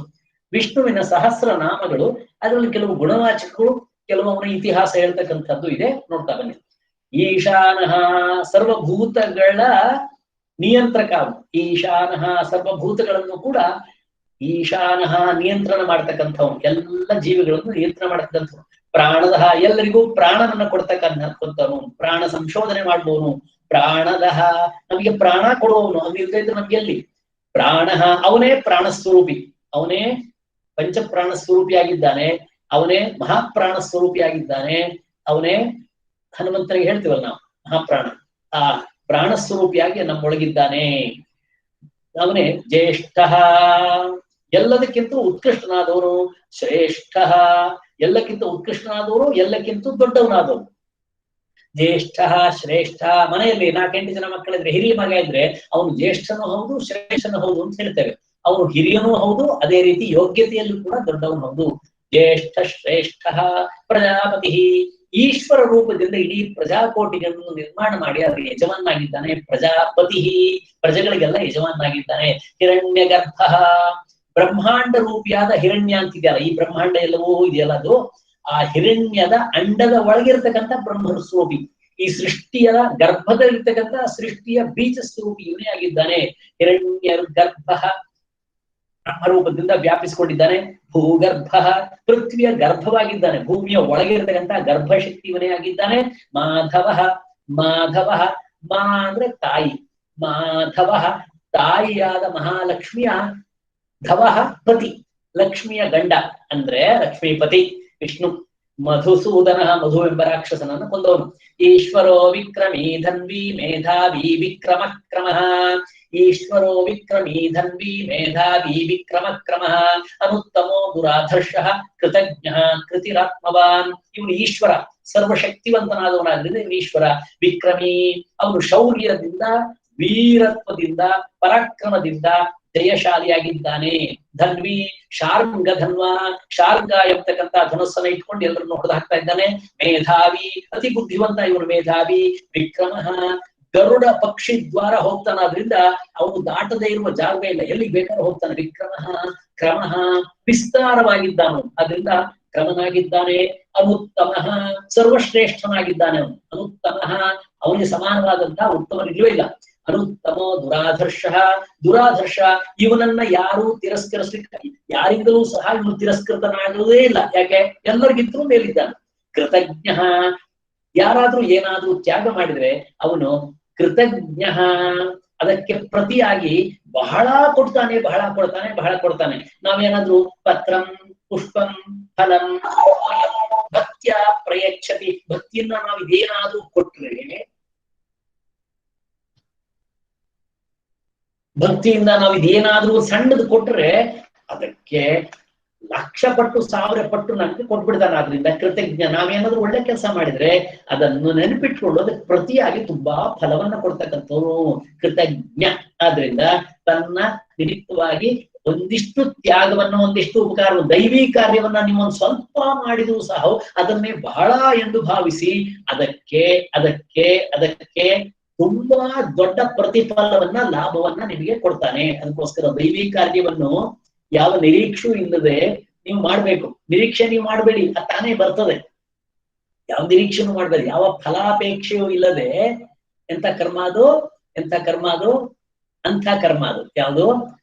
ಆಸೆ ಇಲ್ಲದೆ ಮಾಡುವಂತಹ ಕರ್ಮ. ಇಂತಹ ಕರ್ಮಗಳಿಗೆ ನಿಷ್ಕಾಮ ಕರ್ಮ. ಆ ನಿಷ್ಕಾಮ ಕರ್ಮವನ್ನ ಮಾಡಿದಾಗ ಅದನ್ನ ರೆಕಗ್ನೈಸ್ ಮಾಡಿ ಅದಕ್ಕೆ ಕೃತಜ್ಞನಾಗಿರ್ತಕ್ಕಂಥ ಮಹಾವಿಷ್ಣು ತುಂಬಾ ಫಲವನ್ನ ಕೊಡ್ತಾನೆ ಅನ್ನೋದಕ್ಕೆ ಪ್ರೂಫ್ ಇದು. ಕೃತಜ್ಞ ಕೃತಿಹಿ. ಕೃತಿಹಿ ಅಂದ್ರೆ ಪ್ರಯತ್ನದಿಂದ ಕೆಲಸ ಆಗುತ್ತೆ. ಆದ್ರಿಂದ ಆ ಕೃತಿ ರೂಪದಲ್ಲಿದ್ದಾನೆ. ಪುರುಷ ಪ್ರಯತ್ನದ ಆಧಾರ. ನಾವೆಲ್ಲ ಏನೇನ್ ಪ್ರಯತ್ನ ಮಾಡ್ತೇವಲ್ಲ ಅದರ ಕೃತಿ ರೂಪ ಅಂದ್ರೆ ಆಧಾರ ರೂಪನಾಗಿದ್ದ. ನಾವೇನು ಕೆಲಸ ಮಾಡಿದ್ರೆ ಅದು ಕೆಲಸ ಆಗತ್ತೆ. ಯಾಕೆ? ಆಧಾರದಲ್ಲಿ ಇರ್ತಕ್ಕಂಥವ್ರು ಮಹಾವಿಷ್ಣು. ಕೃತಿ ಆತ್ಮವಾನ್. ಆತ್ಮವಾನ್ ಅಂದ್ರೆ ತನ್ನದೇ ಆತ್ಮದ ಮಹಿಮೆಯಲ್ಲಿ ನಿಂತಿರ್ತಕ್ಕಂಥವ್ರು, ಆತ್ಮದಿಂದ ಕೂಡಿರ್ತಕ್ಕಂಥವ್ರು, ಆತ್ಮ ಪ್ರಭೆಯಿಂದ ಕೂಡಿರ್ತಕ್ಕಂಥವ್ರು. ಆತ್ಮವಾನ್ ಅನುತ್ತಮೋ ದುರಾದರ್ಶ ಕೃತಜ್ಞ ಕೃತರಾತ್ಮವಾನ್. 23ನೇ ಸುರೇಶ ಶರಣಂ ಶರ್ಮ ವಿಶ್ವರೇತ ಪ್ರಜಾಭವ ಅಹ ಸಂವತ್ಸರೋ ವ್ಯಾಲಃ ಪ್ರತ್ಯಯ ಸರ್ವದರ್ಶನ. ಇವನು ಸುರೇಶ. ಸುರ ಅಂದ್ರೆ ದೇವತೆಗಳ ಈಶ, ದೇವತೆಗಳಿಗೆ ಒಡೆಯ. ಸುರೇಶ ಶರಣಂ. ನಾವೆಲ್ಲರೂ ಕೂಡ ಹೋಗಿ ಶರಣಾಗತರಾಗಬೇಕಾದದ್ದು ಅವನಿಗೆ. ಶರಣಂ ದೀನ ದುಃಖಿತರಿಗೆ ಅವನು ಪರಮಾಶ್ರಯವನ್ನು ಕೊಡ್ತಕ್ಕಂಥ ಶರಣ್ಯನಾಗಿದ್ದಾನೆ. ಶರಣು ಪರಮಾಶ್ರಯನು ಕೊಡ್ತಾನೆ. ಎಲ್ಲರಿಗೆ ಕಷ್ಟದಲ್ಲಿರ್ತಕ್ಕಂಥ ಅರ್ಥ ವಿಷಣ್ಣ ಶಿಥಿಲಾಶ್ಚ ಭೀತಾ ಘೋರೇಶು ಚ ವ್ಯಾಧಿಷು ವರ್ತಮಾನ. ವಿಷ್ಣು ಸಹಸ್ರನಾಮದ ಕಡೆಯಲ್ಲಿ ಬರ್ತಕ್ಕಂಥದ್ದು ಅರ್ಥಾಹ. ಯಾರು ಅರ್ಥರಾಗಿದ್ದಾರೆ? ಅರ್ಥಾಹ ಶಿಥಿಲಾಹ. ಯಾರ್ಯಾರು ಶಿಥಿಲರಾಗಿದ್ದಾರೆ?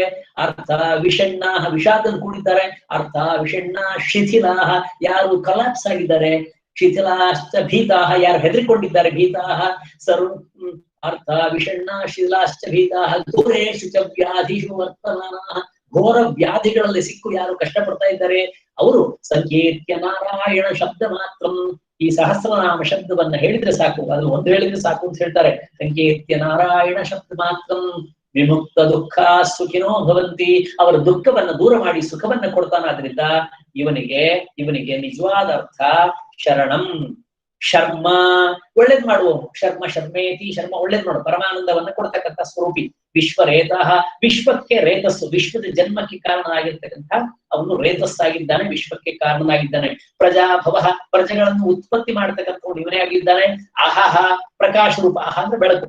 ಅಹಹ ಪ್ರಕಾಶ ರೂಪದಲ್ಲಿದ್ದಾನೆ. ಸಂವತ್ಸರ ಇವನು ಕಾಲ ರೂಪದಲ್ಲಿದ್ದಾನೆ. ಸಂವತ್ಸರ ರೂಪದಲ್ಲಿದ್ದಾನೆ. ವ್ಯಾಲಹ ಸರ್ಪದಂತೆ. ಸರ್ಪ ಇದ್ದ ಹಾಗೆ ಗ್ರಹಿಸ್ಲಿಕ್ಕಾಗುವುದಿಲ್ಲ. ಅದ್ ಎಲ್ಲಿದೆ ಅಂತ ಗೊತ್ತಾಗಲ್ಲ. ಸರ್ಪ ಮನೆಗೆ ಬಂದ್ಬಿಟ್ರೆ ಹುಡುಕೋದು ಕಷ್ಟ. ಎಲ್ಲಿ ಹೋಗಿದೆ ಆಚೀಚೆ ಎಲ್ಲೋ. ತೋಟದಲ್ಲಿ ಬಂದಂತೂ ಹುಡುಕೋದೇ ಕಷ್ಟ. ಅಂಗಳದಲ್ಲಿ ಬಂದ್ರೆ ಎಲ್ಲೋ ತಪ್ಪಿಸ್ಕೊಂಡಿರುತ್ತೆ. ಹಾಗೆ ಹಿಡಿಯೋದು ಕಷ್ಟ. ಸರ್ಪದಂತೆ ಗ್ರಹಿಸಲು ಆಗುವುದಿಲ್ಲ. ಇವನನ್ನ ಹಿಡಿಲಿಕ್ಕಾಗುವುದಿಲ್ಲ. ಪ್ರತ್ಯಯ ಉತ್ತಮ ಬುದ್ಧಿಯಿಂದ ತಿಳಿದುಕೊಳ್ಳಲು ಪ್ರತ್ಯಯ ಆಗ್ತಾನೆ. ಒಳ್ಳೆ ಬುದ್ಧಿವಂತರಾದ್ರೆ ಮಾತ್ರ, ತರ್ಕಶಾಸ್ತ್ರ ಚೆನ್ನಾಗಿದ್ರೆ ಮಾತ್ರ, ಶಾಸ್ತ್ರಜ್ಞಾನ ಚೆನ್ನಾಗಿದ್ರೆ ಮಾತ್ರ ಇವನ ಸ್ವರೂಪ ನಿಮಗೆ ಅರ್ಥ ಆಗ್ತದೆ, ತಿಳಿದುಕೊಳ್ಳಲು ಆಗುವುದು. ಅವನು ಪ್ರತ್ಯಯ. ಸರ್ವದರ್ಶನ ಎಲ್ಲವನ್ನೂ ನೋಡ್ತಾನ. ಸರ್ವದರ್ಶನ ಎಲ್ಲವನ್ನೂ ನೋಡ್ತಾನೆ. ಅಜ ಸರ್ವೇಶ್ವರ ಸಿದ್ಧ ಸಿದ್ಧಿ ಸರ್ವಾದಿರಚ್ಯುತ ವೃಷಾ ಕಪಿರಮೇಯಾತ್ಮ ಸರ್ವಯೋಗ ವಿನಿಸೃತ. ಅಜಃ ಅವನು. ಜ ಅಂದ್ರೆ ಜನ್ಮ. ಜನ್ಮ ಇಲ್ಲದವನು ಅಂದ್ರೆ ಈ ಹುಟ್ಟೆ ಇಲ್ಲ ಅಂದ್ರೆ ಎಲ್ಲರ ಹುಟ್ಟಿಗೂ ಮೊದಲೇ ಇದ್ದವನು ಅಂದ್ರೆ ಅವನಿಗೆ ಜನ್ಮರಹಿತನಾದವನು. ಸರ್ವೇಶ್ವರ ಸಮಸ್ತ ಈಶ್ವರರಿಗೂ ಕೂಡ ಈಶ್ವರನಾಗಿರ್ತಕ್ಕಂಥವನು. ಸರ್ವೇಶ್ವರನಾದವನು.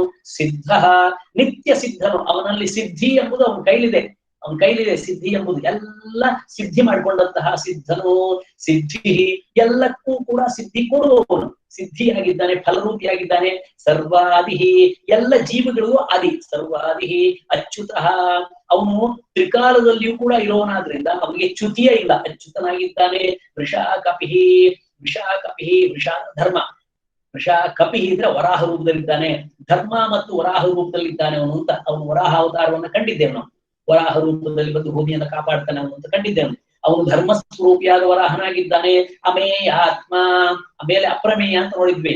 ಅಪ್ರಮೇಯ ಸ್ವರೂಪ ಅಂದ್ರೆ ಅಮೇಯ ಆತ್ಮ, ಮೇಯ ಅಂದ್ರೆ ಅಳಿಯುವುದು. ಮಾನ, ಮಾನ ಗೊತ್ತಲ್ಲ, ಮಾನ ತೂಕ, ಅಳಿಯುವುದು. ಅವನನ್ನು ಅಳತೆ ಮಾಡ್ಲಿಕ್ಕೆ ಎಷ್ಟು ಕೆಜಿ ಇಷ್ಟು ಮೀಟರ್ ಅಂತ ಆಗಲ್ಲ, ಯಾವಾದ್ರಿಂದಲೂ ಆಗಲ್ಲ. ಆದ್ರಿಂದ ಅಳತೆ ಮಾಡ್ಲಿಕ್ಕೆ ಆಗದೆ ಇರ್ತಕ್ಕಂಥವನು ಅಮೇಯ. ಅಮೇಯ ಅಮೇಯಾತ್ಮ, ಅಮೇಯ ಸ್ವರೂಪನಾಗಿದ್ದಾನೆ. ಸರ್ವಯೋಗ ವಿನಿಸೃತ, ನಾನಾ ಪ್ರಕಾರದ ಯೋಗ. ಯೋಗ ಅಂದ್ರೆ ಸಂಸ್ಕೃತದಲ್ಲಿ ಶಾಸ್ತ್ರ ಅಂತ ಅರ್ಥ. ಈ ನಮ್ಮ ಮಾಡುವ ಯೋಗ ಇದೆಯಲ್ಲ, ಅದು ಈ ಶಾಸ್ತ್ರಗಳಲ್ಲಿ ಒಂದು ಭಾಗವೇ ಅಷ್ಟೇ, ಹೊರತು ಆಗಲ್ಲ. ಅದರಿಂದ ಯೋಗ ಅಂದ್ರೆ ಶಾಸ್ತ್ರ. ಸರ್ವಯೋಗ ವಿನಿಸೃತ, ಎಲ್ಲ ಶಾಸ್ತ್ರಗಳಿಂದಲೂ ಕೂಡ ಅವನನ್ನು ತಿಳಿಬೇಕು. ಶಾಸ್ತ್ರಗಳಿಂದ ತಿಳಿಯಲು ಸಾಧ್ಯವಾದವನು ಅಂದ್ರೆ ವಿಷ್ಣುವನ್ನು ತಿಳ್ಕೊಳ್ಬೇಕಾದ್ರೆ ನಮ್ಗೆ ಶಾಸ್ತ್ರಾಧ್ಯಯನವಾಗಬೇಕು. ಶಾಸ್ತ್ರಾಧ್ಯಯನವಾದ್ರೆ ಮಾತ್ರ ಭಗವದ್ಗೀತೆ ಚೆನ್ನಾಗಿ ಓದಿ, ಭಗವದ್ಗೀತೆ ಶಾಸ್ತ್ರ ಅದು ಓದಿದ್ರೆ ಮಾತ್ರ ವಿಷ್ಣು ಸ್ವರೂಪ ಕೃಷ್ಣ ಸ್ವರೂಪ ಗೊತ್ತಾಗತ್ತಾದ್ರಿಂದ ಶಾಸ್ತ್ರಗಳಿಂದ ತಿಳಿಯಲು ಸಾಧ್ಯವಾದವನು. ನನ್ನ ಆಗ್ರಹ ಇರುವುದು, ನಾನು ಮಾಸ್ಟರ್ ಆಗಿದ್ದವನು, ಟೀಚರ್ ಆಗಿದ್ದವನು, ನನ್ನ ಆಗ್ರಹ ಇರುವುದು ಶಬ್ದಗಳನ್ನ ಚೆನ್ನಾಗಿ ನೀವು ಸಂಶೋಧನೆ ಮಾಡಬೇಕು. ಈ ಶಬ್ದವನ್ನ ಮತ್ತೆ ಬಾಯಲ್ಲಿ ಹೇಳ್ಕೊಂಡು ಇದರ ಅರ್ಥ ಮೂಲ ಯಾವುದು, ಅರ್ಥ ಮೂಲ ಯಾವುದು ಅಂತ ಹೇಳ್ಕೊಂಡು ಅರ್ಥ ತಲೆಯಲ್ಲಿ ಬಂದು ಕೂತಾಗ, ವಿಷ್ಣು ಸಹಸ್ರನಾಮ ಹೇಳುವಾಗ ಆ ಶಬ್ದ ಬರ್ತಿದ್ದಾಗೆ ನಿಮ್ಗೆ ಅರ್ಥದ ಕಡೆಗೆ ಗಮನ ಹೋದಾಗ ಅದು ಸಾರ್ಥಕವಾಗ್ತದೆ. ಅರ್ಥ ಸೇರಿದ್ರೆ ಸಾರ್ಥಕವಾಗ್ತದೆ. ವಸುರ್ ವಸುಮನ ಸತ್ಯ ಸಮಾತ್ಮ ಸಂವಿತ ಸಮಃ ಅಮೋಘ ಪುಂಡರೀಕಾಕ್ಷೋ ವೃಷಕರ್ಮ ವೃಷಾಕೃತಿ. ವಸುಹು ಎಲ್ಲ ಜೀವಿಗಳಿಗೂ ವಾಸಸ್ಥಾನನಾಗಿದ್ದಾನೆ. ವಸುಹು ಎಲ್ಲ ಜೀವಿಗಳು ವಾಸವಾಗುವುದು ಅವನಲ್ಲಿಯೇ. ಅಂದ್ರೆ ಈ ಜಗತ್ತೆಲ್ಲವೂ ಕೂಡ ಅವನ ಒಳಗಿದೆ, ಅವನೊಳಗಿದೆ, ಅವನೊಳಗಡೆ. ಅವನು ಜಗತ್ತೊಳಗಿಲ್ಲ, ಅವನು ಜಗತ್ತನ್ನು ಮೀರಿದ್ದಾನು. ಈ ಜಗತ್ತೆಲ್ಲವೂ ಅವನೊಳಗಿದೆ. ಆದ್ರಿಂದ ಈ ಜಗತ್ತು ಈ ಜಗತ್ತು ಈ ಜಗತ್ತು ವಾಸಸ್ಥಾನ. ಎಲ್ಲ ಜೀವಿಗಳಿಗೂ, ಜೀವಿಗಳು ಇರುವುದು ಈ ಜಗತ್ತಲ್ಲ, ಆದ್ರಿಂದ ಈ ಜಗತ್ತು ಅವನೊಳಗಿದೆ. ಆದ್ರಿಂದ ಎಲ್ಲ ಜೀವಿಗಳ ವಾಸಸ್ಥಾನ. ಆದ್ರಿಂದ ಅವನಿಗೆ ವಸು ವಸು ಅಂತ ಹೇಳುದು. ವಸುಮನಾಹ. ಇನ್ನೊಂದು ಸುಮನಾಹ. ಸುಮನಃ ಅಂದ್ರೆ ಒಳ್ಳೆ ಮನಸ್ಸು. ಎಂಥ ಮನಸ್ಸು? ಹೂವಿಗೆ ಸುಮನಸ್ಸು ಅಂತ ಹೆಸರು. ಸುಮನಃ ಒಳ್ಳೆ ಮನಸ್ಸು.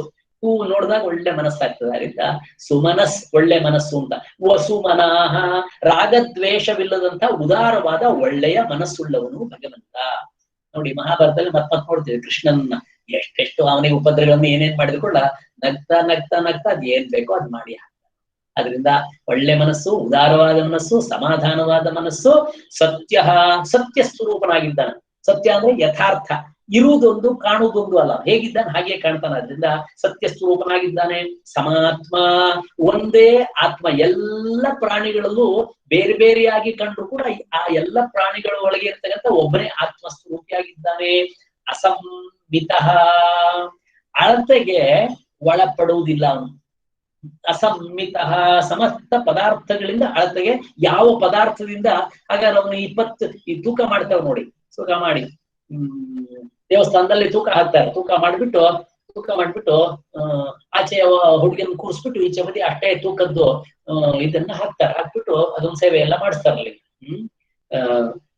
ಅದನ್ನ ಆ ತರ ದೇವರನ್ನು ತನ್ನ ತಕಡಿಯಲ್ಲಿ ತುದಿಯಲ್ಲಿ ಕೂರಿಸಿ ಇನ್ನು ಕೂಡ ಏನಾದ್ರು ಒಂದಷ್ಟು ವಸ್ತು ಹಾಕಿ ಅವನು ಇಷ್ಟು ತೂಕದವನು. ಮಹಾವಿಷ್ಣು ಅಂದ್ರೆ 450 kg ಬೆಲ್ಲದ ತೂಕ ಹಾಗೆ ಹೇಳ್ಬೋದಾ? ಹಾಗಲ್ಲ.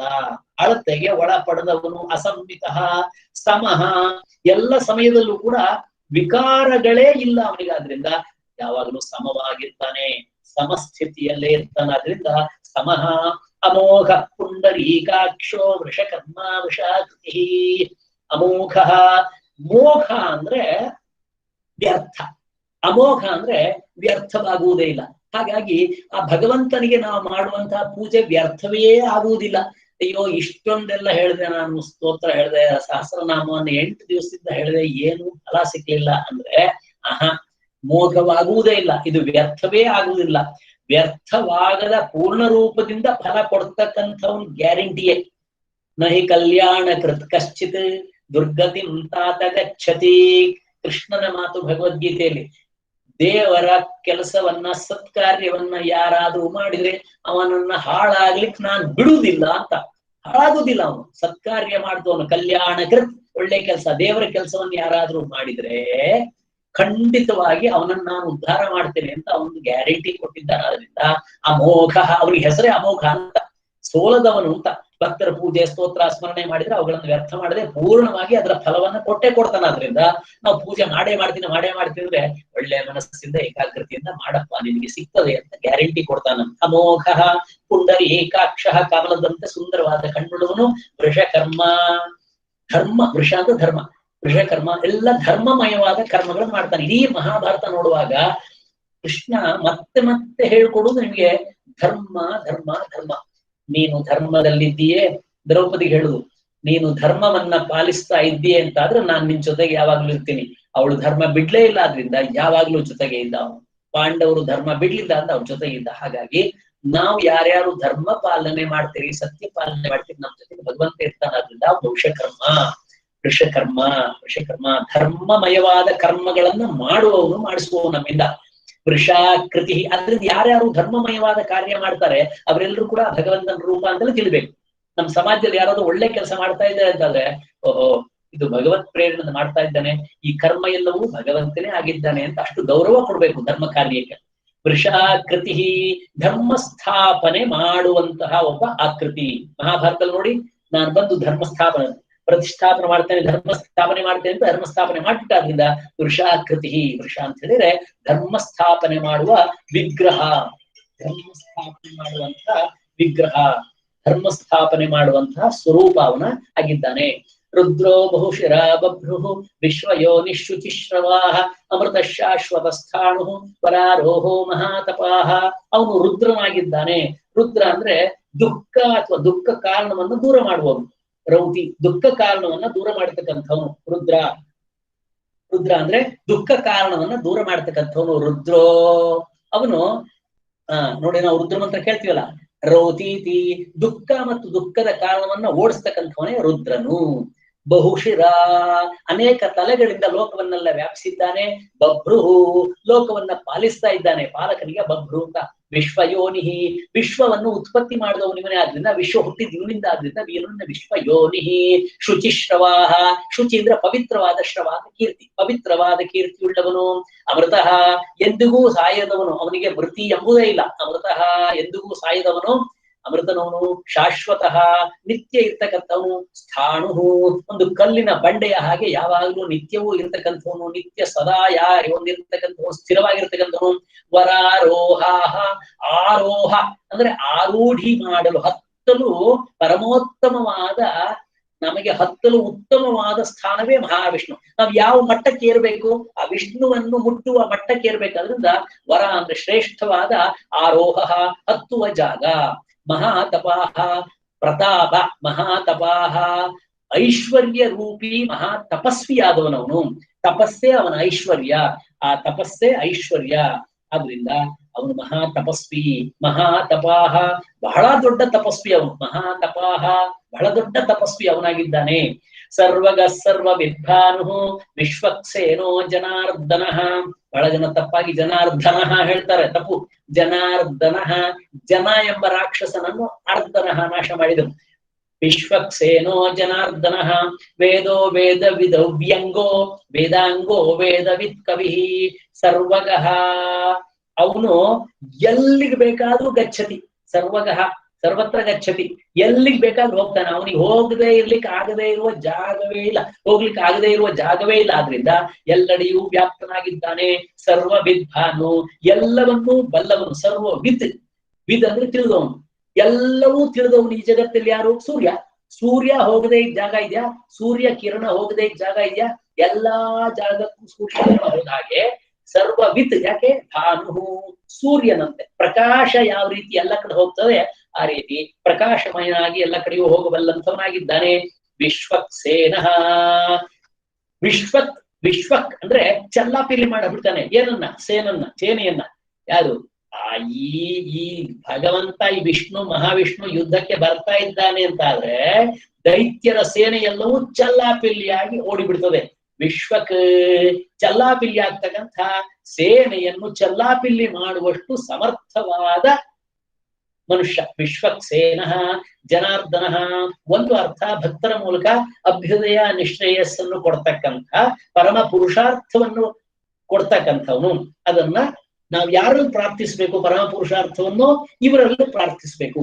ನಾವು ಪರಮ ಪುರುಷಾರ್ಥವನ್ನು ಪ್ರಾರ್ಥಿಸಬೇಕಾದದ್ದು ಮಹಾವಿಷ್ಣುವಿನಲ್ಲಿ. ಈ ಲೌಕಿಕವಾದ ಎಲ್ಲ ಉಪಕಾರಗಳನ್ನು ಮಾಡ್ತಕ್ಕಂಥವನು, ಪರಮ ಪುರುಷಾರ್ಥವನ್ನು ಕೊಡ್ತಕ್ಕಂಥವನು. ಅಭ್ಯುದಯ ಅಂದ್ರೆ ಈ ಲೋಕದ ಎಲ್ಲ ಪ್ರೋಗ್ರೆಸ್. ನಿಶ್ರೇಯಸ್ ಅಂತ ಹೇಳಿದ್ರೆ ಒಳ್ಳೇದು, ಮುಂದಿನ ಲೋಕಕ್ಕೂ ಕೂಡ ನಮ್ಗೆ ನಿಶ್ರೇಯಸ್ಸವನ್ನು ಮಾಡ್ತಕ್ಕಂಥ ಆ ಜನಾರ್ದನ, ಜನಗಳು ಬೇಡಿದ್ದನ್ನ ಕೊಡ್ತಕ್ಕಂಥವ್ನು ಅಂತ ಒಂದು ಅರ್ಥ ಇದೆ. ಇದೊಂದು ಆಯ್ತಲ್ಲ. ವೇದ ವೇದ ವೇದ ಅವನು ವೇದ ಸ್ವರೂಪಿಯಾಗಿದ್ದಾನೆ. ವೇದ ಸ್ವರೂಪಿ, ವೇದದಲ್ಲಿರ್ತಕ್ಕಂಥ ವೇದದ ಮಹತ್ವ ಹೇಳುವ ಅಗತ್ಯ ಇಲ್ಲ, ಅವನು ವೇದವೇ ಅವನಾಗಿದ್ದಾನೆ. ವೇದವಿತ್, ವೇದವನ್ನು ಚೆನ್ನಾಗಿ ತಿಳ್ಕೊಂಡವನು. ವೇದವಿತ್, ವೇದದ ಅರ್ಥವನ್ನು ಯಥಾವತ್ ತಿಳಿದವನು. ಅವ್ಯಂಗ, ಅವ್ಯಂಗ, ವ್ಯಂಗ ಆದ್ರೂ ಅಪೂರ್ಣ, ಅಪೂರ್ಣ ಜ್ಞಾನಾದಿಗಳಿಂದ ಪರಿಪೂರ್ಣನಾಗಿದ್ದಾನೆ. ಅದರಿಂದ ಅಪೂರ್ಣನಾಗಿಲ್ಲ, ಅವನು ಸರ್ವಾಂಗ ಪೂರ್ಣನಾಗಿದ್ದಾನೆ. ವೇದಾಂಗ, ವೇದಗಳ ಅಂಗನಾಗಿದ್ದಾನೆ, ವೇದರೂಪಿ ಅಂಗವಾಗಿದ್ದಾನೆ ಅಂತ ಎರಡರ್ಥ. ಒಂದು ವೇದಗಳ ಅಂಗಗಳಲ್ಲೂ ಅವನೇ ಆಗಿದ್ದಾನೆ, ಇನ್ನೊಂದು ವೇದರೂಪಿಯಾದ ಅಂಗವಾಗಿದ್ದಾನೆ. ವೇದರೂಪಿಯಾದ ಅಂಗಾಂಗ, ಅವನ ಅಂಗವೇ ವೇದ ಆಗಿದೆ ಅಂತ. ಅವನು ಒಂದೊಂದು ಕೈ ಒಂದೊಂದು ಅಂಗ, ಒಂದೊಂದು ವೇದ ಅಂತ ಇಟ್ಕೊಳ್ಳು. ವೇದವಿತ್, ವೇದವನ್ನು ಚೆನ್ನಾಗಿ ಬಲ್ಲವನು. ಕವಿಹಿ, ಅವನು ಕ್ರಾಂತಿದರ್ಶಿ, ಎಲ್ಲವನ್ನು ನೋಡ್ತಕ್ಕಂಥ ಸರ್ವಜ್ಞನಾಗಿದ್ದಾನೆ. ಲೋಕಾಧ್ಯಕ್ಷ ಸುರಾಧ್ಯಕ್ಷೋ ಧರ್ಮಾಧ್ಯಕ್ಷ ಕೃತಃ ಚತುರಾತ್ಮ ಚತುರ್ವ್ಯೂಹ ಚತುರ್ದಂಷ್ಟ್ರ ಚತುರ್ಭುಜ. ಲೋಕಾಧ್ಯಕ್ಷ, ಸಮಸ್ತ ಲೋಕಗಳಿಗೆ ಅಧ್ಯಕ್ಷ, ಅಧಿಪತಿಯಾಗಿದ್ದಾನೆ ಇವನು. ಸುರಾಧ್ಯಕ್ಷ, ಸುರ ಅಂದ್ರೆ ದೇವತೆಗಳಿಗೆ ಅಧ್ಯಕ್ಷನಾಗಿದ್ದಾನೆ ಇವನು.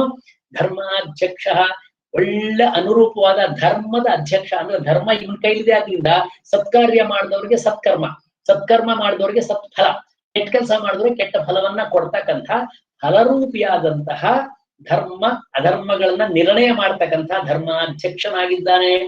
ನೋಡಿ, ಲೋಕಸಭಾಧ್ಯಕ್ಷರು, ಅಧ್ಯಕ್ಷರು, ಮನೆಯಲ್ಲಿ ಹಿರಿಯರು ಅಧ್ಯಕ್ಷರು ಅಂದ್ರೆ ಏನ್ ಕೆಲಸ ಅವ್ರದ್ದು, ಸರಿ ಯಾವುದು ತಪ್ಪು ಯಾವುದು ಅಂತ ನಿರ್ಣಯ ಮಾಡಿ ನಿರ್ಣಯ ಹೇಳ್ತಕ್ಕಂಥವ್ರು. ಇದು ಸರಿಯಲ್ಲ, ಇದು ತಪ್ಪು, ಇದು ತಪ್ಪಲ್ಲ, ಇದು ಸರಿ ಅಂತ ಹೇಳ್ತಕ್ಕಂಥ ಧರ್ಮ ಅಧರ್ಮಗಳನ್ನು ನಿರ್ಣಯ ಮಾಡ್ತಕ್ಕಂಥ ಧರ್ಮಾಧ್ಯಕ್ಷನಾಗಿದ್ದಾನೆ.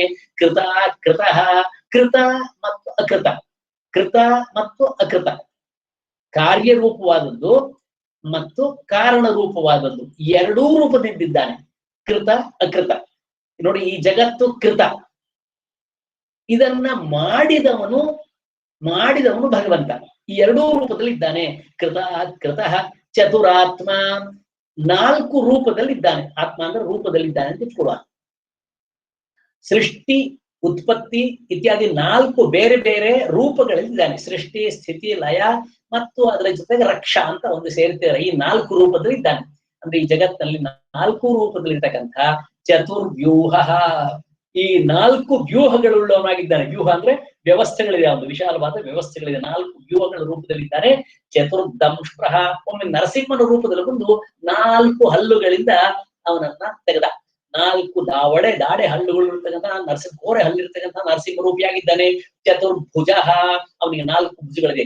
ವೈಕುಂಠವಾಸಿ ಮಹಾವಿಷ್ಣುವಿನ ನಾಲ್ಕು ಚತುರ್ಭುಜ ಅಂತ ಹೇಳ್ತೇವೆ.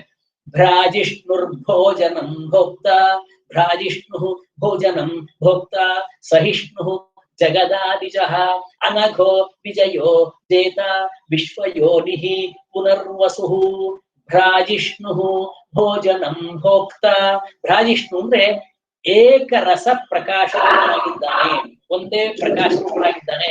ಭೋಜನ ಅಂದ್ರೆ ಜ್ಞಾನಿಗಳು ಅನುಭವಿಸಲು ಯೋಗ್ಯವಾದ ಅಮೃತ ಸ್ವರೂಪನಾಗಿದ್ದಾನೆ, ಅಮೃತ ಸ್ವರೂಪನಾಗಿದ್ದಾನೆ. ಭೋಕ್ತ, ಪುರುಷ ರೂಪದಿಂದ ಭೋಕ್ತನಾಗಿದ್ದಾನೆ. ಸಹಿಷ್ಣು, ಅವನು ಸಹನಶೀಲನಾಗಿದ್ದಾನೆ. ಜಗದಾದಿಜಃ, ಜಗತ್ತಿನ ಆದಿಯ ಹಿರಣ್ಯ ಗರ್ಭ ರೂಪದಿಂದ ಸ್ವತಃ ಉತ್ಪತ್ತಿಯಾಗುವವನ ಅವನಾಗಿದ್ದಾನೆ.